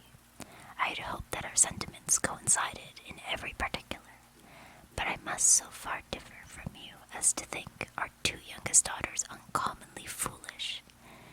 My dear Mr. Bennet, you must not expect such girls to have the sense of their father and mother. When they get to our age, I dare say they will not think about officers any more than we do. I remember the time when I liked a red coat myself very well, and indeed so I do still at my heart, and if a smart young colonel, with 5,000 or 6,000 a year, should want one of my girls, I shall not say nay to him, and I thought Colonel Forster looked very becoming the other night at Sir William's in his regimentals. Mamma, cried Lydia, my aunt says that Colonel Forster and Captain Carter do not go so often to Miss Watson's as they did when they first came. She sees them now very often standing in Clark's library. Mrs. Bennet was prevented from replying by the entrance of the footman with a note from Miss Bennet. It came from Netherfield, and the servant waited for an answer. Mrs. Bennet's eyes sparkled with pleasure, and she was eagerly calling out while her daughter read. Well, Jane, who is it from? What is it about? What does he say? Well, Jane, make haste and tell us. Make haste, my love. It is from Miss Bingley, said Jane, and then read it aloud. My dear friend, if you are not so compassionate as to dine today with Louisa and me, we shall be in danger of hating each other for the rest of our lives, for a whole day's tete-a-tete between two women can never end without a quarrel. Come as soon as you can on the receipt of this. My brother and the gentlemen are to dine with the officers. Yours ever, Caroline Bingley. With the officers, cried Lydia. I wonder if my aunt did not tell us of that. Dining out, said Mrs. Bennet. That is very unlucky. Can I have the carriage? Said Jane. No, my dear. You had better go on horseback, because it seems likely to rain, and then you must stay all night. That would be a good scheme, said Elizabeth, if you were sure that they would not offer to send her home. Oh, but the gentlemen will have Mr. Bingley's chaise to go to Meryton, and the Hursts have no horses to theirs. I'd much rather go in the coach. But, my dear, your father cannot spare the horses, I am sure. They are wanted in the farm, Mr. Bennet, are not they? They are wanted in the farm much oftener than I can get them. But if you have got them today, said Elizabeth, my mother's purpose will be answered. She did at last extort from her father an acknowledgment that the horses were engaged. Jane was therefore obliged to go on horseback, and her mother attended her to the door, with many cheerful prognostics of a bad day. Her hopes were answered. Jane had not been gone long before it rained hard. Her sisters were uneasy for her, but her mother was delighted. The rain continued the whole evening without intermission. Jane certainly could not come back. This was a lucky idea of mine, indeed, said Mrs. Bennet more than once, as if the credit of making it rain were all her own. Till the next morning, however, she was not aware of all the felicity of her contrivance.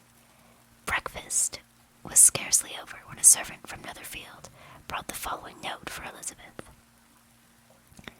My dearest Lizzie, I find myself very unwell this morning, which, I suppose, is to be imputed to my getting wet through yesterday. My kind friends will not hear of my returning home till I am better. They insist also on my seeing Mr. Jones, and therefore do not be alarmed if you should hear of his having been to me. And excepting a sore throat and headache, there is not much the matter with me. Yours. Okay, this is the second time this has come up. I have no idea how to pronounce this, like, ampersand C. Like, how do you pronounce that? How is that supposed to be pronounced? Is it etc.? I've been made a fool of by people from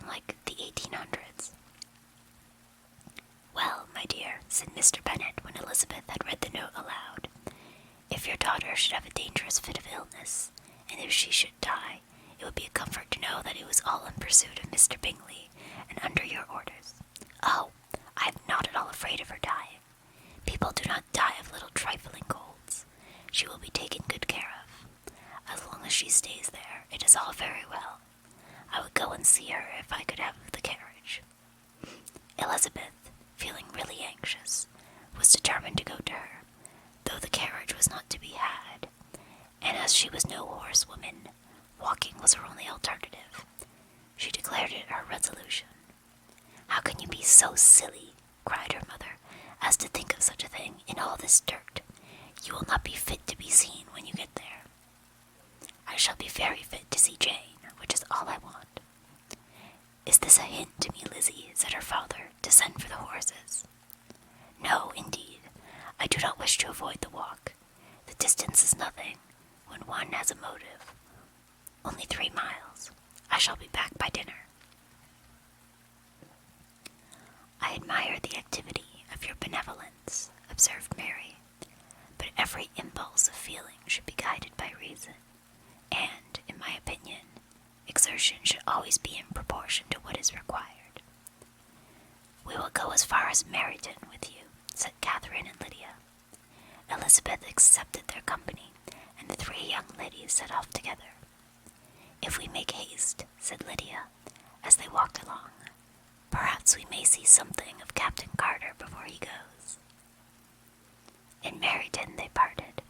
The 2 youngest repaired to the lodgings of one of the officers' wives, and Elizabeth continued her walk alone, crossing field after field at a quick pace, jumping over stiles and springing over puddles with impatient activity, and finding herself within view of the house, with weary ankles, dirty stockings, and a face glowing with the warmth of exercise. She was shown into the breakfast parlor, where all but Jane were assembled, and where her appearance created a great deal of surprise. That she should have walked 3 miles so early in the day, and in such dirty weather, and by herself, was almost incredible to Mrs. Hurst and Miss Bingley, and Elizabeth was convinced that they held her in contempt for it. She was received, however, very politely by them, and in their brother's manners there was something better than politeness. There was good humor and kindness. Mr. Darcy said very little, and Mr. Hurst nothing at all. The former was divided between admiration of the brilliancy which exercise had given to her complexion, and doubt as to the occasions justifying her coming so far alone. The latter was thinking only of his breakfast. Her inquiries after her sister were not very favorably answered. Miss Bennet had slept ill, and though up, was very feverish and not well enough to leave her room. Elizabeth was glad to be taken to her immediately, and Jane, who had only been withheld by the fear of giving alarm or inconvenience, from expressing in her note how much she longed for such a visit, was delighted at her entrance. She was not equal, however, to much conversation, and when Miss Bingley left them together, could attempt little beside expressions of gratitude for the extraordinary kindness she was treated with. Elizabeth silently attended her. When breakfast was over, they were joined by the sisters, and Elizabeth began to like them herself, and when she saw how much affection and solicitude they showed for Jane, the apothecary came, and having examined his patient, said, "Oh goodness, what's going? I think my sister dropped something in the next room." As might be supposed, that she had caught a violent cold, and that they must endeavor to get the better of it, advised her to return to bed, and promised her some draughts. The advice was followed readily, for the feverish symptoms increased, and her head ached acutely. Elizabeth did not quit her room for a moment, nor were the other ladies often absent. The gentlemen being out, they had in fact nothing to do elsewhere. When the clock struck 3, Elizabeth felt that she must go, and very unwillingly said so. Miss Bingley offered her the carriage, and she only wanted a little pressing to accept it, When Jane testified such concern in parting with her, that Miss Bingley was obliged to convert the offer of the chaise into an invitation to remain at Netherfield for the present. Elizabeth most thankfully consented, and a servant was dispatched to Longbourn to acquaint the family with her stay, and bring back a supply of clothes. Okay, you're doing good. Thank you. This book is heavy, not like physically heavy. Good evening, rodent infestation. My stream's been infested by rodents. By rats. They got too silly. It's so interesting how the word silly has really just made like a recent resurgence. Right? Like, I don't know where it started. Maybe it was with like silly little guys. But now I feel like every time I open Twitter, somebody's going on about being silly. Being a little bit silly. Don't get too silly. Just being silly. Silly is such a fun word. It is. I feel like just a few years ago I used to think it was a little too, like, childish. It almost felt a little bit antiquated. But I feel like that's what I like about it now. You know? It's just a silly word. The word silly is just silly. You know? We're just being silly. Also glad to know that, like, the Japanese anime cold has some British precedents. Okay, water time again.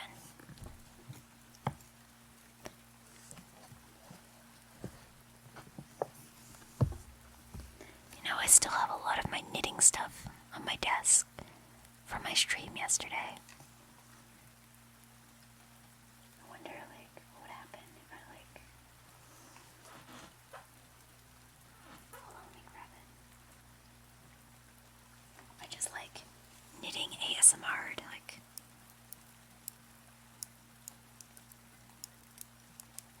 This is just like tapping the needles together.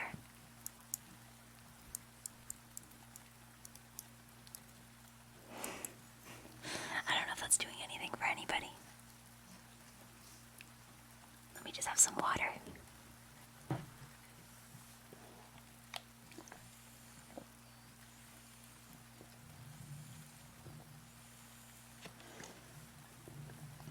It's nice.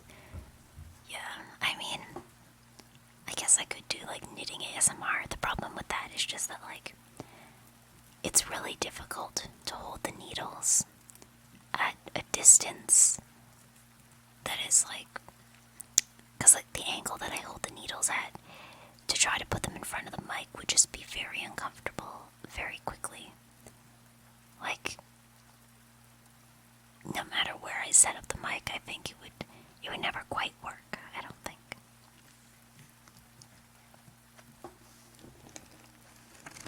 Plus, it would get more complicated as the project gets longer, right? It's hard to do ASMR when you got like half a scarf right underneath you.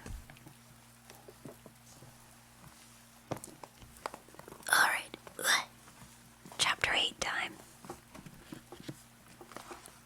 Chapter 8 time.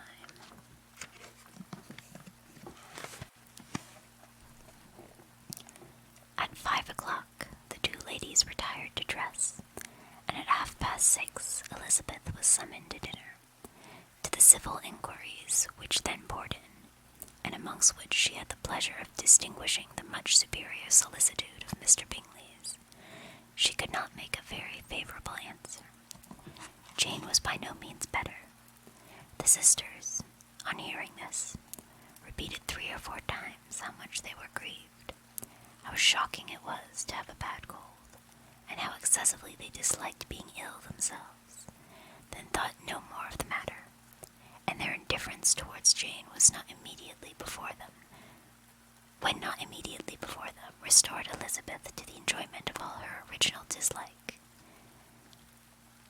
Their brother, indeed, was the only one of the party whom she could regard with any complacency.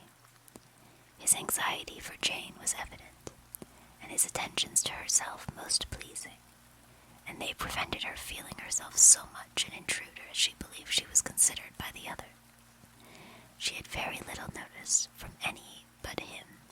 Miss Bingley was engrossed by Mr. Darcy, her sister scarcely less so, and as for Mr. Hurst, by whom Elizabeth sat, he was an indolent man, who lived only to eat, drink, and play at cards, who when he found her prefer a plain dish to a ragout, had nothing to say to her. When dinner was over, she returned directly to Jane, and Miss Bingley began abusing her as soon as she was out of the room.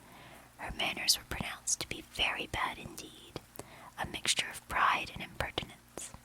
She had no conversation, no style, no taste, no beauty. Mrs. Hurst thought the same, and added, "She has nothing, in short, to recommend her, but being an excellent walker. I shall never forget her appearance this morning. She really looked almost wild." "She did, indeed, Louisa. I could hardly keep my countenance. Very nonsensical to come at all. Why must she be scampering about the country, because her sister had a cold? Her hair is so untidy, so blousy. That's a fun-looking word. Blowsy. Yes, and her petticoat. I hope you saw her petticoat 6 inches deep in mud. I am absolutely certain. And the gown which had been let down to hide it, not doing its office. Your picture may be very exact, Louisa, said Bingley, but this was all lost upon me. I thought Miss Elizabeth Bennet looked remarkably well when she came into the room this morning. Her dirty petticoat quite escaped my notice. You observe it, Mr. Darcy, I am sure, said Miss Bingley, and I am inclined to think that you would not wish to see your sister make such an exhibition. Certainly not. To walk 3 miles, or 4 miles, or 5 miles, or whatever it is. My throat made a weird noise. This is why I was nervous. Or whatever it is, above her ankles in dirt, and alone, quite alone. What could she mean by it? It seems to me to show an abominable sort of conceited independence, a most country town indifference to decorum. It shows an affection for her sister that is very pleasing, said Bingley. I am afraid, Mr. Darcy, observed Miss Bingley in a half-whisper, that this adventure has rather affected your admiration of her fine eyes. Not at all, he replied. They were brightened by the exercise. A short pause followed this speech, and Mrs. Hurst began again.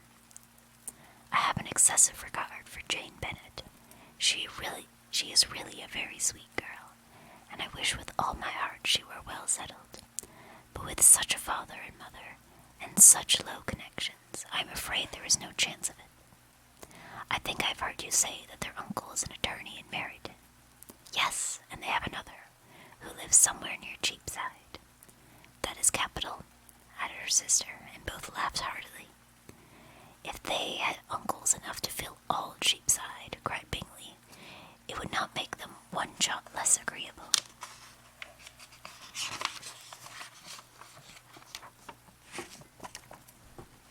But it must very materially lessen their chance of marrying men of any consideration in the world, replied Darcy.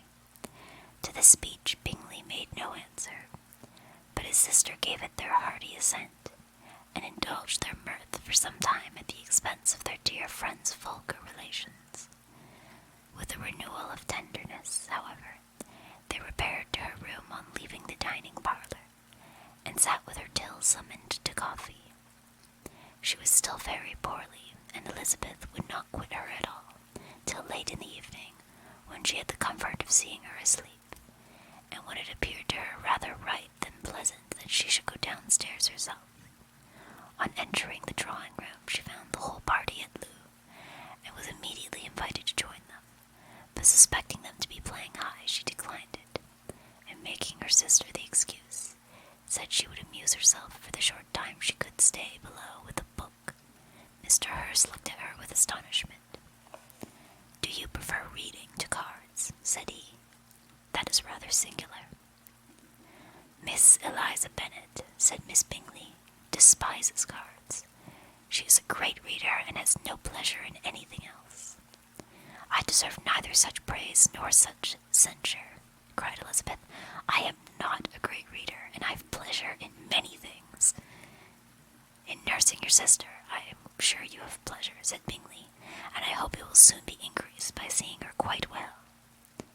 Elizabeth thanked him from her heart, and then walked towards a table where a few books were lying.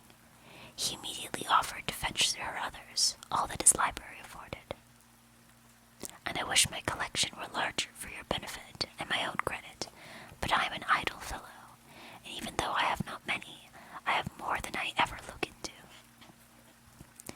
Elizabeth assured him that she could suit herself perfectly with those in the room. "I am astonished," said Miss Bingley, "that my father should have left so small a collection of books. What a delightful library you have at Pemberley, Mr. Darcy." "It ought to be good," he replied. "It has been the work of many generations. And then you have added so much to it yourself. You are always buying books. I cannot comprehend the neglect of a family library in such days as these. Neglect! I am sure you neglect nothing that can add to the beauties of that noble place. Charles, when you build your house, I wish it may be half as delightful as Pemberley. I wish it may. But I would really advise you to make your purchase in that neighborhood, and take Pemberley for a kind of model. There is not a finer county in England than Derbyshire. With all my heart, I will buy Pemberley itself if Darcy will sell it. I am talking of possibilities, Charles. Upon my word, Caroline, I should think it more possible to get Pemberley by purchase than by imitation." Elizabeth was so much caught by what passed as to leave her very little attention for her book, and soon, laying it wholly aside, she drew near the card table, and stationed herself between Mr. Bingley and his eldest sister to observe the game. "Is Miss Darcy much grown since the spring?" said Miss Bingley. "Will she be as tall as I am?" "I think she will. She is now about Miss Elizabeth Bennet's height, or rather taller. How I long to see her again. I never met with anybody who delighted me so much. Such a countenance, such manners, and so extremely accomplished for her age. Her performance on the pianoforte is exquisite." "It is amazing to me," said Bingley, "how young ladies can have patience to be so very accomplished as they all are." "All young ladies accomplished? My dear Charles, what do you mean?" "Yes, all of them, I think. They all paint tables, cover screens, and net purses. I scarcely know one who cannot do all this, and I am sure I had never heard a young lady spoke of for the first time, without being informed that she was very accomplished." "Your list of the common extent of accomplishments," said Darcy, "has too much truth. The word is applied to many a woman who deserves it no otherwise than by netting a purse or covering a screen. But I am very far from agreeing with you in your estimation of ladies in general. I cannot boast of knowing more than half a dozen, in the whole range of my acquaintance, that are really accomplished." "Nor I am sure," said Miss Bingley. "Then," observed Elizabeth, "you must comprehend a great deal in your idea of an accomplished woman." "Yes, I do comprehend a great deal in it." "Oh, certainly," cried his faithful assistant.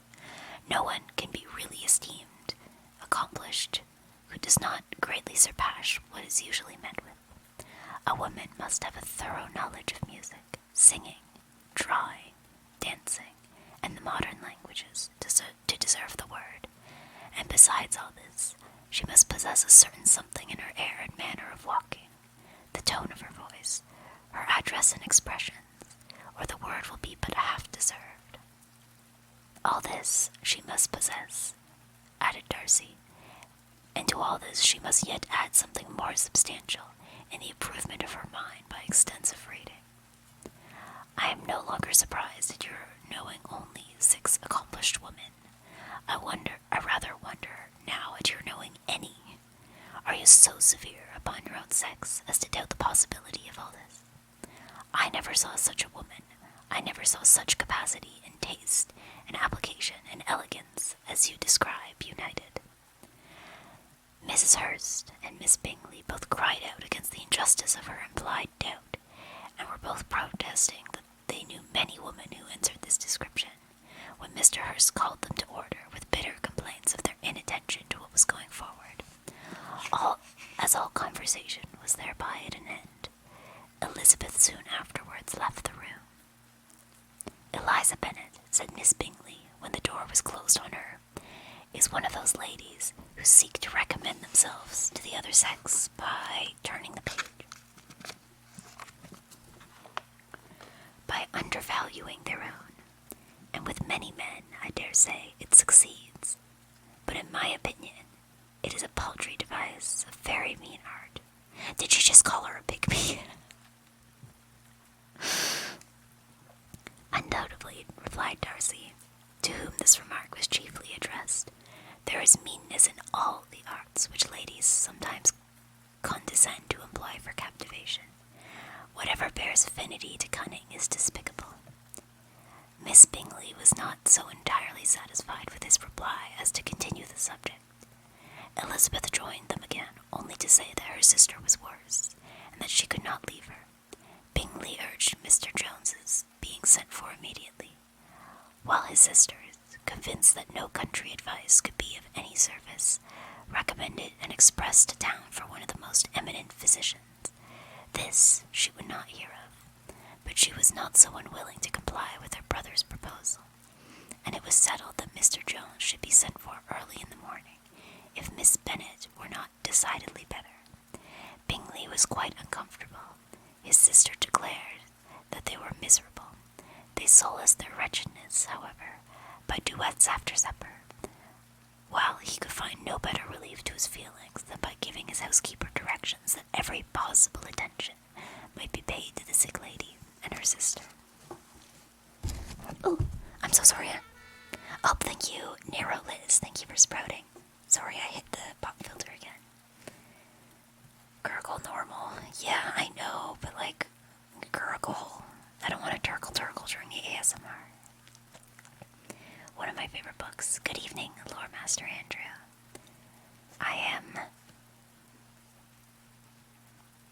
My hands are getting tired. I'm holding the book. By the end of this, I'm gonna have like super muscles from like holding this heavy book. Yes. I'll try not to turgle. I think I'm gonna read up to chapter 10 because there's, how many chapters? I think earlier I checked it was like 61, I believe. So if I do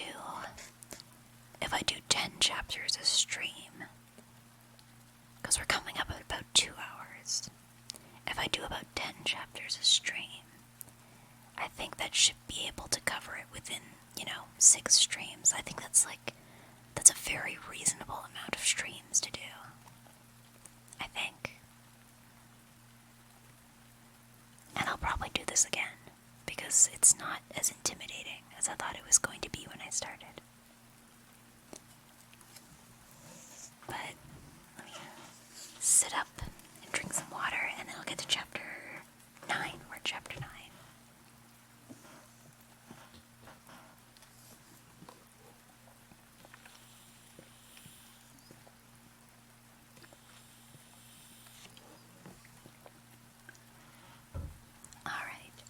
Eggy stretch.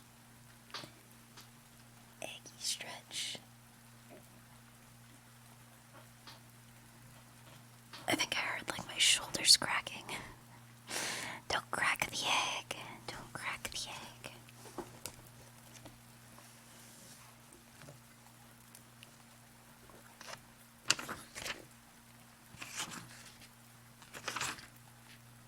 Alright, chapter 9 is pretty short, so here we go. Elizabeth passed the chief of the night in her sister's room, and in the morning had the pleasure of being able to send a tolerable answer to the inquiries which she very early received from Mr. Bingley by a housemaid, and some time afterwards from the 2 elegant ladies who waited on his sisters. In spite of this amendment, however, she requested to have a note sent to Longbourn, desiring her mother to visit Jane and form her own judgment of her situation. The note was immediately dispatched, and its contents as quickly complied with. Mrs. Bennet, accompanied by her 2 youngest girls, reached Netherfield soon after the family breakfast. Had she found Jane in any apparent danger, Mrs. Bennet would have been very miserable, but being satisfied on seeing her that her illness was not alarming, she had no wish of her recovering immediately, as her restoration to health would probably remove her from Netherfield. Wow, okay. Just leave her there, that's fine. She would not listen, therefore, to her daughter's proposal of being carried home.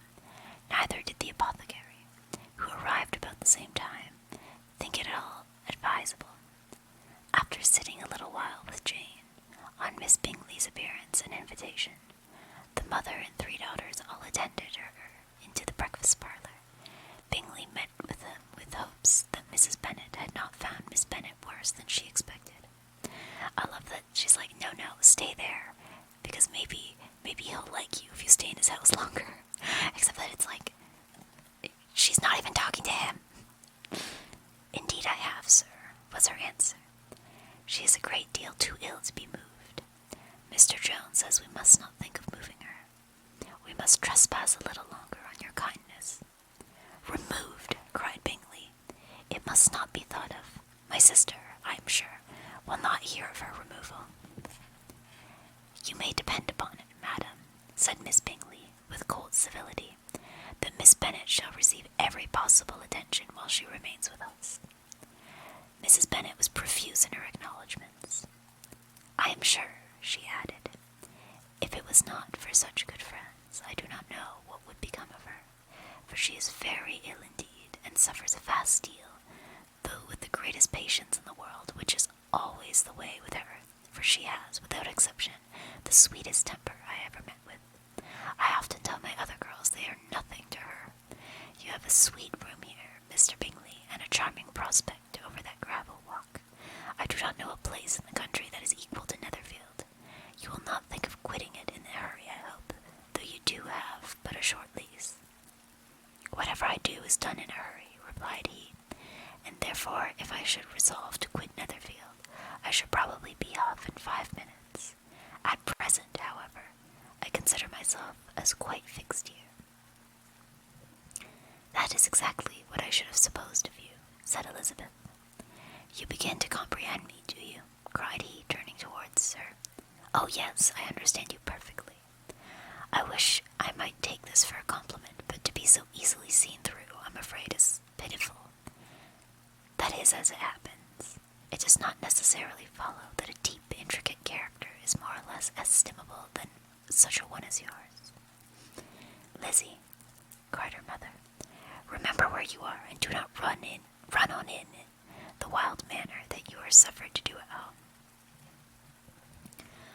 I did not know before, continued Bingley immediately, that you were a studier of character. It must be an amusing study. Yes, but intricate characters are the most amusing. They have at least that advantage. The country, said Darcy, can in general supply but few subjects for such a study. In a country neighborhood you move in a very confined and unvarying society. But people themselves alter so much that there is something new to be observed in them forever. Yes, indeed, cried Mrs. Bennet, offended by this manner of mentioning a country neighborhood. I assure you there is quite as much of that going on in the country as in town. Everybody was surprised, and Darcy, after looking at her for a moment, turned silently away. Mrs. Bennet, who fancied she had gained a complete victory over him, continued her triumph. I cannot see that London has any great advantage over the country for my part, except the shops and public places.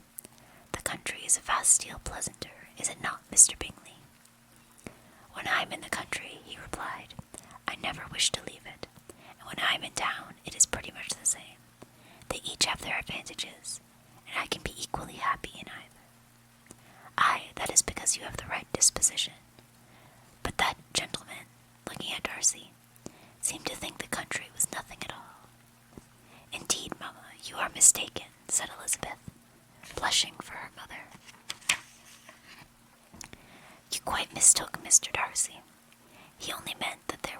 there were not such a variety of people to be met within the country as in town, which you must acknowledge to be true.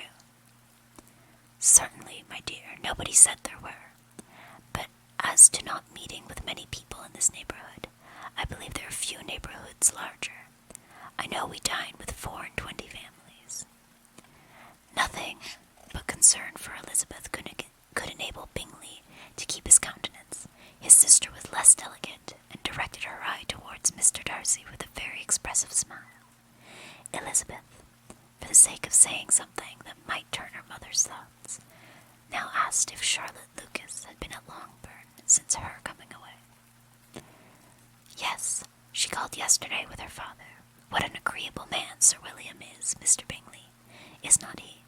So much the man of fashion, so genteel and so easy. He has always something to say to everybody. That is my idea of good breeding, and those persons who fancy themselves very important never open their mouths, quite mistake the matter. Did Charlotte dine with you? No, she would go home. I fancy she was wanted about the mince pies. For my part, Mr. Bingley, I always keep servants that can do their own work. My daughters are brought up differently. But everybody is to judge for themselves, and the Lucases are a very good sort of girls, I assure you. It is a pity that they are not handsome. Wow, okay. Not that I think Charlotte's so very plain, but then she is our particular friend. She does seem a very pleasant young woman, said Bingley. Oh dear, yes, but you must own she is very plain. Lady Lucas herself has often said so, and envied me Jane's beauty. I do not like to boast of my own child, but to be sure, Jane, one does not often see anybody better looking. It is what everybody says. I do not trust my own partiality. When she was only 15, there was a gentleman at my brother Gardiner's in town, so much in love with her that my sister-in-law was sure he would make her an offer before we came away. But, however, he did not. Perhaps he thought her too young. However, he wrote some verses on her, and very pretty they were. And so ended his affection, said Elizabeth impatiently. There has been many a one, I fancy, overcome in the same way. I wonder who first discovered the efficacy of poetry in driving away love. I have been used to consider poetry as the food of love, said Darcy. Of a fine, stout, healthy love it may. Everything nourishes what is strong already. But if it be only a slight, thin sort of inclination, I am convinced that one good sonnet will starve it entirely away. Darcy only smiled, and the general pause which ensued made Elizabeth tremble lest her mother should be exposing herself again. She longed to speak, but could think of nothing to say, and after a short silence Mrs. Bennet began repeating her thanks to Mr. Bingley for his kindness to Jane, with an apology for troubling him, also with Lizzie. Mr. Bingley was unaffectedly civil in his answer, and forced his younger sister to be civil also, and say what the occasion required. She performed her part indeed without much graciousness, but Mrs. Bennet was satisfied, and soon afterwards ordered her carriage. Upon this signal, the youngest of her daughters put herself forward. The two girls had been whispering to each other during the whole visit, and the result of it was that the youngest should tax Mr. Bingley with having promised on his first coming into the country to give a ball at Netherfield.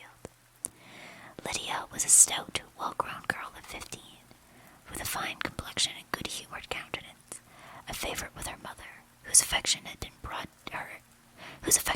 her into public at an early age.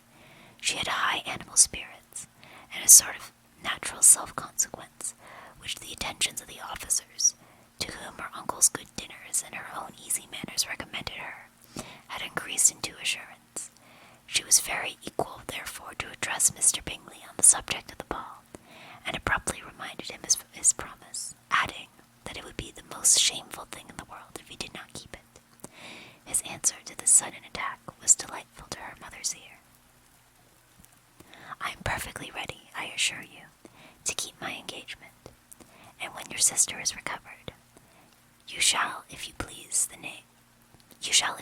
name the very day of the ball. But you would not wish to be dancing while she is ill. Lydia declared herself satisfied. Oh yes, it would be much better to wait till Jane was well, and by that time most likely Captain Carter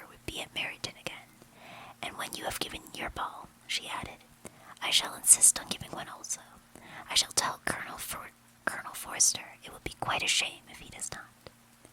Mrs. Bennet and her daughters then departed, and Elizabeth returned instantly to Jane, leaving her own and her relations' behaviour to the remarks of the two ladies and Mr. Darcy, the latter of whom, however, could not be prevailed on to join in their censure of her, in spite of all Miss Bingley's witticism on fine eyes. You know, I think the thing with poetry is entirely fair. I think if somebody, wrote me a poem and sent it to me, and it was a poem about me, I would probably block them.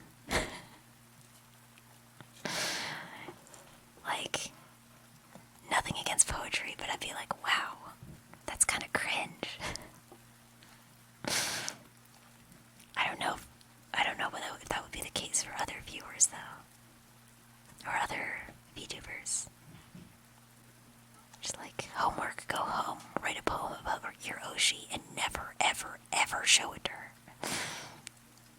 I'm gonna have some water.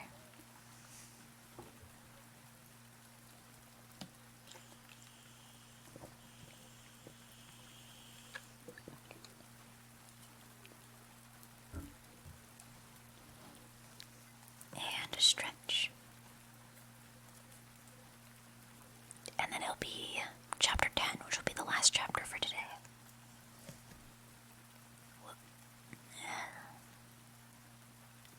Alright.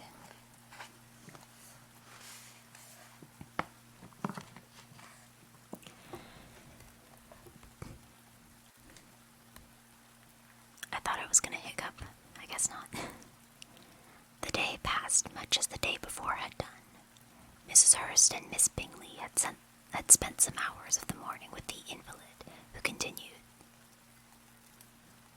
though slowly, to mend, and in the evening Elizabeth joined their party in the drawing-room. The loo table, however, did not appear. Mr. Darcy was writing, and Miss Bingley, seated near him, was watching the progress of his letter, and repeatedly calling off his attention by messages to his sister. Mr. Hurst and Mr. Bingley were at piquet,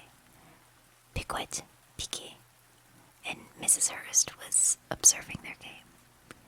Elizabeth took up some needlework, and was sufficiently amused in attending to what passed between Darcy and his companion. The perpetual commendations of the lady either on his handwriting, or on the evenness of his lines, or on the strength of his letter, with the perfect unconcern with which her praises were received, form a curious dialogue, and was exactly in unison with her opinion of each. How delighted Miss Darcy will be to receive such a letter. He made no answer. You write uncommonly fast. You are mistaken, I write rather slowly. How many letters you must have occasion to write in the course of the year. Letters of business, too. How odious I should think them. It is fortunate, then, that they fall to my lot instead of to yours. Pray tell your sister that I long to see her. I have already told her so once by your desire. I am afraid you do not like your pen. Let me mend it for you. I mend pens remarkably well. Thank you, but I always mend my own. How can you contrive to write so even? He was silent. Tell your sister I am delighted to hear of her improvement on the harp. Is there a sound from the next room over that you can hear? I guess not. Or was I something about a harp? Oh, a harp. And pray let her know that I am quite in raptures with her beautiful little design for a table, and I think it infinitely superior to Miss Grantley's. Will you give me leave to defer your raptures till I write again? At present, I have not room to do them justice. Oh, it is of no consequence. I shall see her in January. But do you always write with such charming long letters to her, Mr. Darcy? They are generally long, but whether always charming, it is not for me to determine. It is a rule with me that a person who can write a long letter with ease cannot write ill. That will not do for a compliment to Darcy, Caroline, cried her brother, because he does not write with ease. He studies too much for words of 4 syllables. Do not you, Darcy? My style of writing is very different from yours.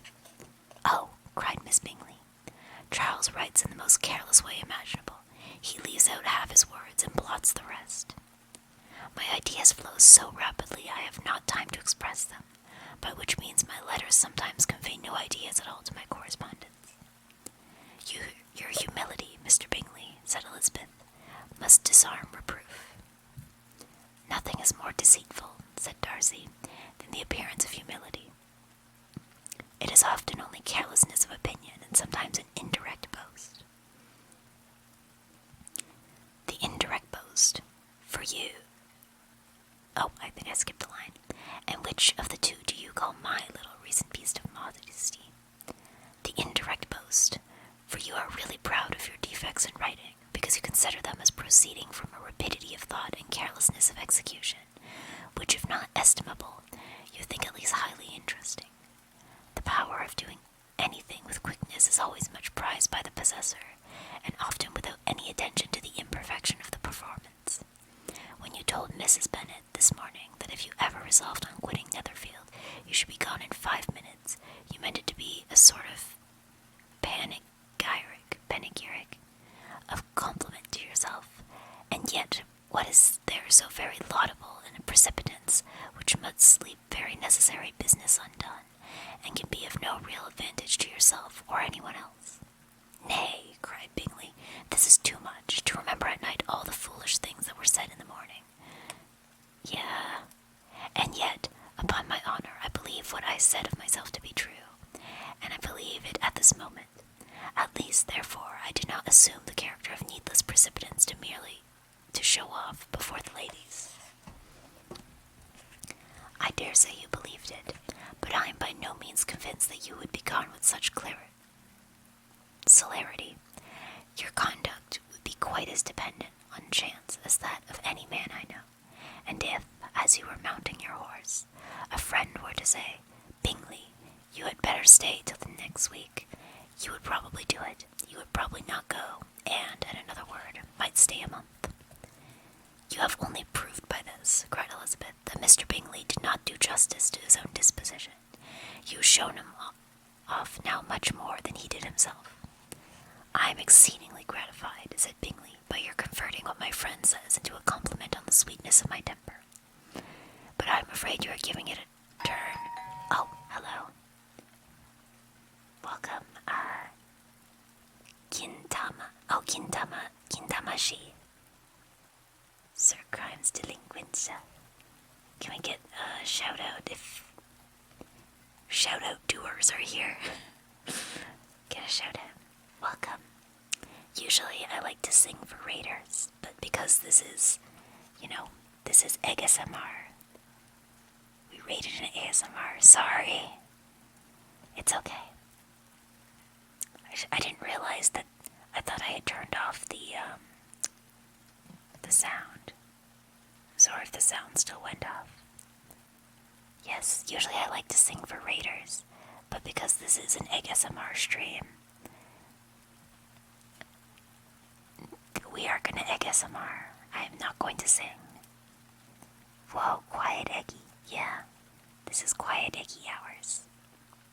This is ASMR. I'm currently reading through Pride and Prejudice from this big giant brick of Jane Austen book. Like, this, I have a real book here and it is massive. Thank you, Squib McJib. Thank you for sprouting.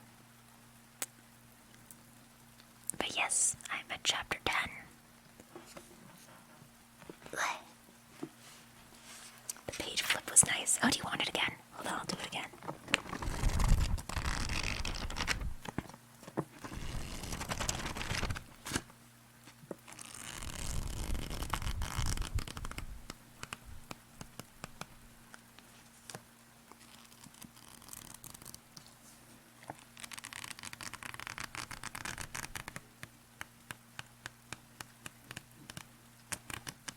Alright. That was a nice flip. I'm glad you enjoyed that. written, but unfortunately the text in this book is quite small, so I don't actually need to turn pages that much. But yes, thank you for the raid.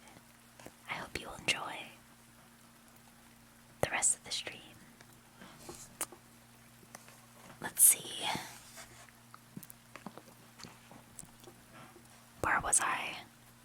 Something about gratified, but you are giving it a turn that gentleman did by no means intend, for he would certainly think the better of me, if under such a circumstance I were to give a flat denial, and ride off as fast as I could. Would Mr. Darcy then consider the rashness of your original intention as atoned for by your obstinacy in adhering to it? Upon my word, I cannot exactly explain the matter. Darcy must speak for himself. You expect me to account for opinions which you choose to call mine, but which I have never acknowledged. Allowing the case, however, to stand according to your representation, you must remember, Miss Bennet, that the friend who is supposed to desire his return to the house, and the delay of his plan, has merely desired it, asked it without offering one argument in favor of its propriety. To yield readily, easily, to the persuasion of a friend is no merit with you. To yield without conviction is no compliment to the understanding of either. You appear to me, Mr. Darcy, to allow nothing for the influence of friendship and affection. A regard for the requester would often make one readily yield to a request, without waiting for arguments to reason one into it. I am not particularly speaking of such a case as you have supposed about Mr. Bingley. We may as well wait, perhaps, till the circumstance occurs, before we discuss the discretion of his behavior thereupon. But in general and ordinary cases between friend and friend, where one of them is desired by the other to change a resolution of no very great moment, should you think ill of that person for complying with the desire, without waiting to be argued into it? Will it not be advisable, before we proceed on this subject, to arrange with rather more precision the degree of importance which is to appertain to this request, as well as the degree of intimacy subsisting between the parties? By all means, cried Bingley. Let us hear all the particulars, not forgetting their comparative height and size, for that will have more weight in the argument, Miss Bennet, than you may be aware of. I assure you that if Darcy were not such a great tall fellow in comparison with myself, I should not pay him half so much deference. I declare I do not know a more awful object than Darcy, on particular occasions, and in particular places, at his own house especially, and of a Sunday evening when he has nothing to do. Mr. Darcy smiled, but Elizabeth thought she could perceive that he was rather offended, and therefore checked her laugh. Miss Bingley warmly resented the indignity he had received, and an expostulation with her brother for talking such nonsense. I see your design, Bingley, said his friend. You dislike an argument, and perhaps want to silence this. Perhaps I do. Arguments are too much like disputes. If you and Miss Bennet will defer yours till I am out of the room, I shall be very thankful, and then you may say whatever you like of me. What you ask, said Elizabeth, is no sacrifice on my side, and Mr. Darcy had much better finish his letter. Mr. Darcy took her advice, and did finish his letter. When that business was over, he applied to Miss Bingley and Elizabeth for the indulgence of some music. Miss Bingley moved with alacrity. I'm learning a lot of new words tonight. To the pianoforte, and after a polite request that Elizabeth would lead the way, which the other as politely and more earnestly negatived, she seated herself. Mrs. Hurst sang with her sister, and while they were thus employed, Elizabeth could not help observing, as she turned over some music books that lay on the instrument, how frequently Mr. Darcy's eyes were fixed on her. She hardly knew how to suppose that she could be an object of admiration to so great a man, and yet that he should look at her because he disliked her was still more strange. She could only imagine, however, at last that she drew his notice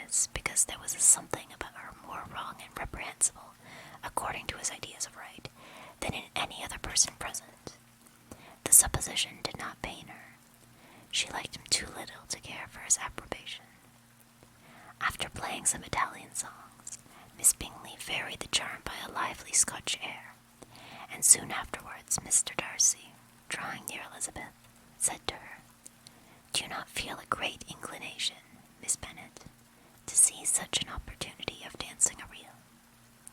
She smiled, but made no answer. He repeated the question, with some surprise at her silence. "Oh," said she, "I heard you before, but I cannot immediately determine what to say in reply. You'd wanted me, I know, to say yes, that you might have the pleasure of despising my taste, but I always delight in overthrowing those kind of schemes, and cheating a person of their premeditated contempt. I have therefore made up my mind to tell you that I do not want to dance a reel at all, and now despise me if you dare. Indeed, I do not dare." Elizabeth, having rather expected to affront him, was amazed at his gallantry, but there was a mixture of sweetness and archness in her manner which made it difficult for her to affront anybody, and Darcy had never been so bewitched by any woman as he was by her. He really believed that were it not for the inferiority of her connections, he should be in some danger. Miss Bingley saw, or suspected enough to be jealous, and her great anxiety for the recovery of her dear friend Jane received some assistance from her desire of getting rid of Elizabeth. She often tried to provoke Darcy into disliking her guest by talking of their supposed marriage and planning his happiness in such an alliance. "I hope," said she, as they were walking together in the shrubbery by the next day, "you will give your mother-in-law a few hints when this desirable event takes place as to the advantage of holding her tongue, and if you can compass it, do cure the younger girls of running after the officers, and, if I may mention so delicate a subject, endeavor to check that little something, bordering on conceit and impertinence, which your lady possesses. Have you anything else to propose for my domestic felicity? Oh, yes. Do let the portraits of your uncle and aunt Phillips be placed in the gallery at Pemberley. Put them next to your great uncle, the judge. They are in the same profession, you know, only in different lines. Oh, thank you, Sophia Ignosi. Oh, my glasses on. There we go. Glasses on. Thank you, Kuro. Here we go. Where was I? As for your Elizabeth's picture, you must not attempt to have it taken, for what painter could do justice to those beautiful eyes? It would not be easy, indeed, to catch their expression, but their color and shape, and the eyelashes so remarkably fine, might be copied. At that moment they were met from another walk by Mrs. Hurst and Elizabeth herself. "I did not know that you intended to walk," said Miss Bingley, in some confusion, lest they had been overheard. "You used us abominably ill," answered Mrs. Hurst, "in running away without telling us that you were coming out." Then, taking the disengaged arm of Mr. Darcy, she left Elizabeth to walk by herself. The path just admitted three. Mr. Darcy felt the rudeness and immediately said, "This walk is not wide enough for our party. We had better go into the avenue."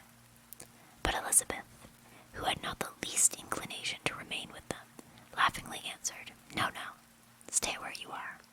You are charmingly grouped, and appear to uncommon advantage. The picturesque would be spoilt by admitting a fourth. Goodbye." She then ran gaily off, rejoicing as she rambled about, in the hope of being at home again in a day or two. Jane was already so much recovered as to intend leaving her room for a couple hours that evening. There we go, so that was chapter 10. Where did I put? I guess I'll use this as a bookmark. Let me do one more page flip. One more page flip before I put down the book.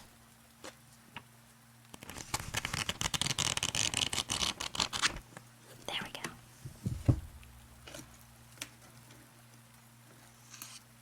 And thus, we close the book. Thank you for attending the first ever ASMR, another VTuber reader. Welcome, I'm assuming you do the same kind of thing. personally, this is actually the first time that I've done ASMR, but at popular request. This is my first ASMR. I'm glad it's a fun one.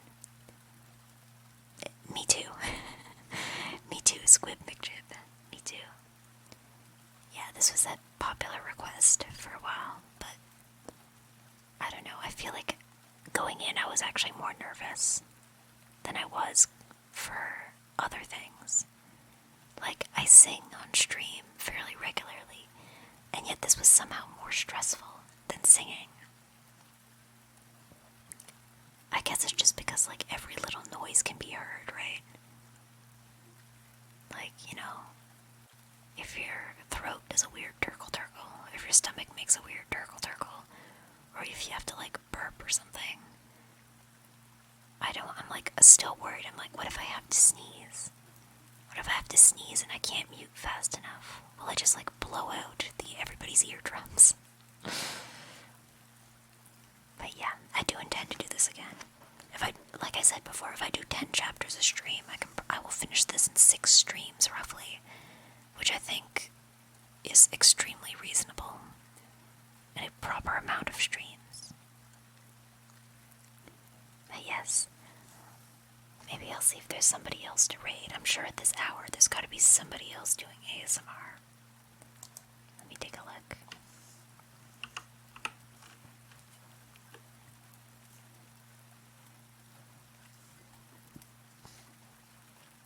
Really?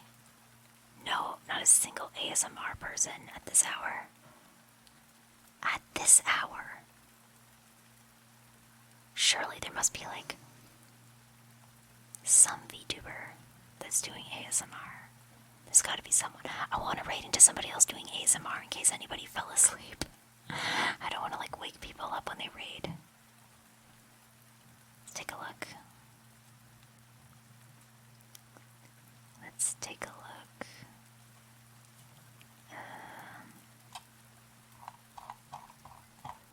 I'm pretty sure you can search, right? I do ASMR. And then I can search within the tag. I can search for VTuber. Whoop. Why did it just... No, I don't want it.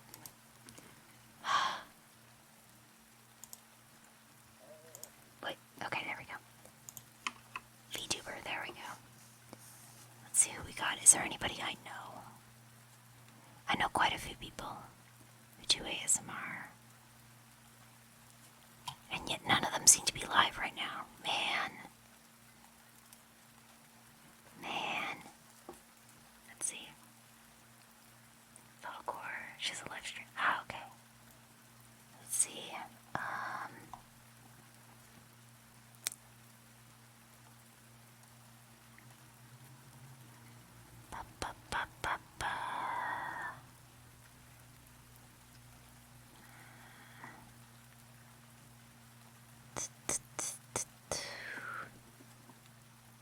Let's see. Maybe other people are doing things that are sort of quiet. I guess this isn't that late if you're not living in EST. Right, for me, right now for me it's 11:46 p.m. But I know that if you're living in Pacific time, it's only like 8 p.m. I think. So it's not that late. Unless you're the kind of person that goes to bed really, really early. Let's see though. Anybody doing Satsu? I prefer to raid into people I'm at least familiar with for the most part. Oh wait, hold on. Oh, I know who we can raid. Let's see. She's not an ASMR person, but for other reasons she's very quiet. And what is she playing tonight? I'm gonna get hit with an ad, aren't I? Whoa, I was hit with an ad. Sorry about that. Let's give it a wait. I believe she's playing Zelda, just like everybody else. So let's do a raid for core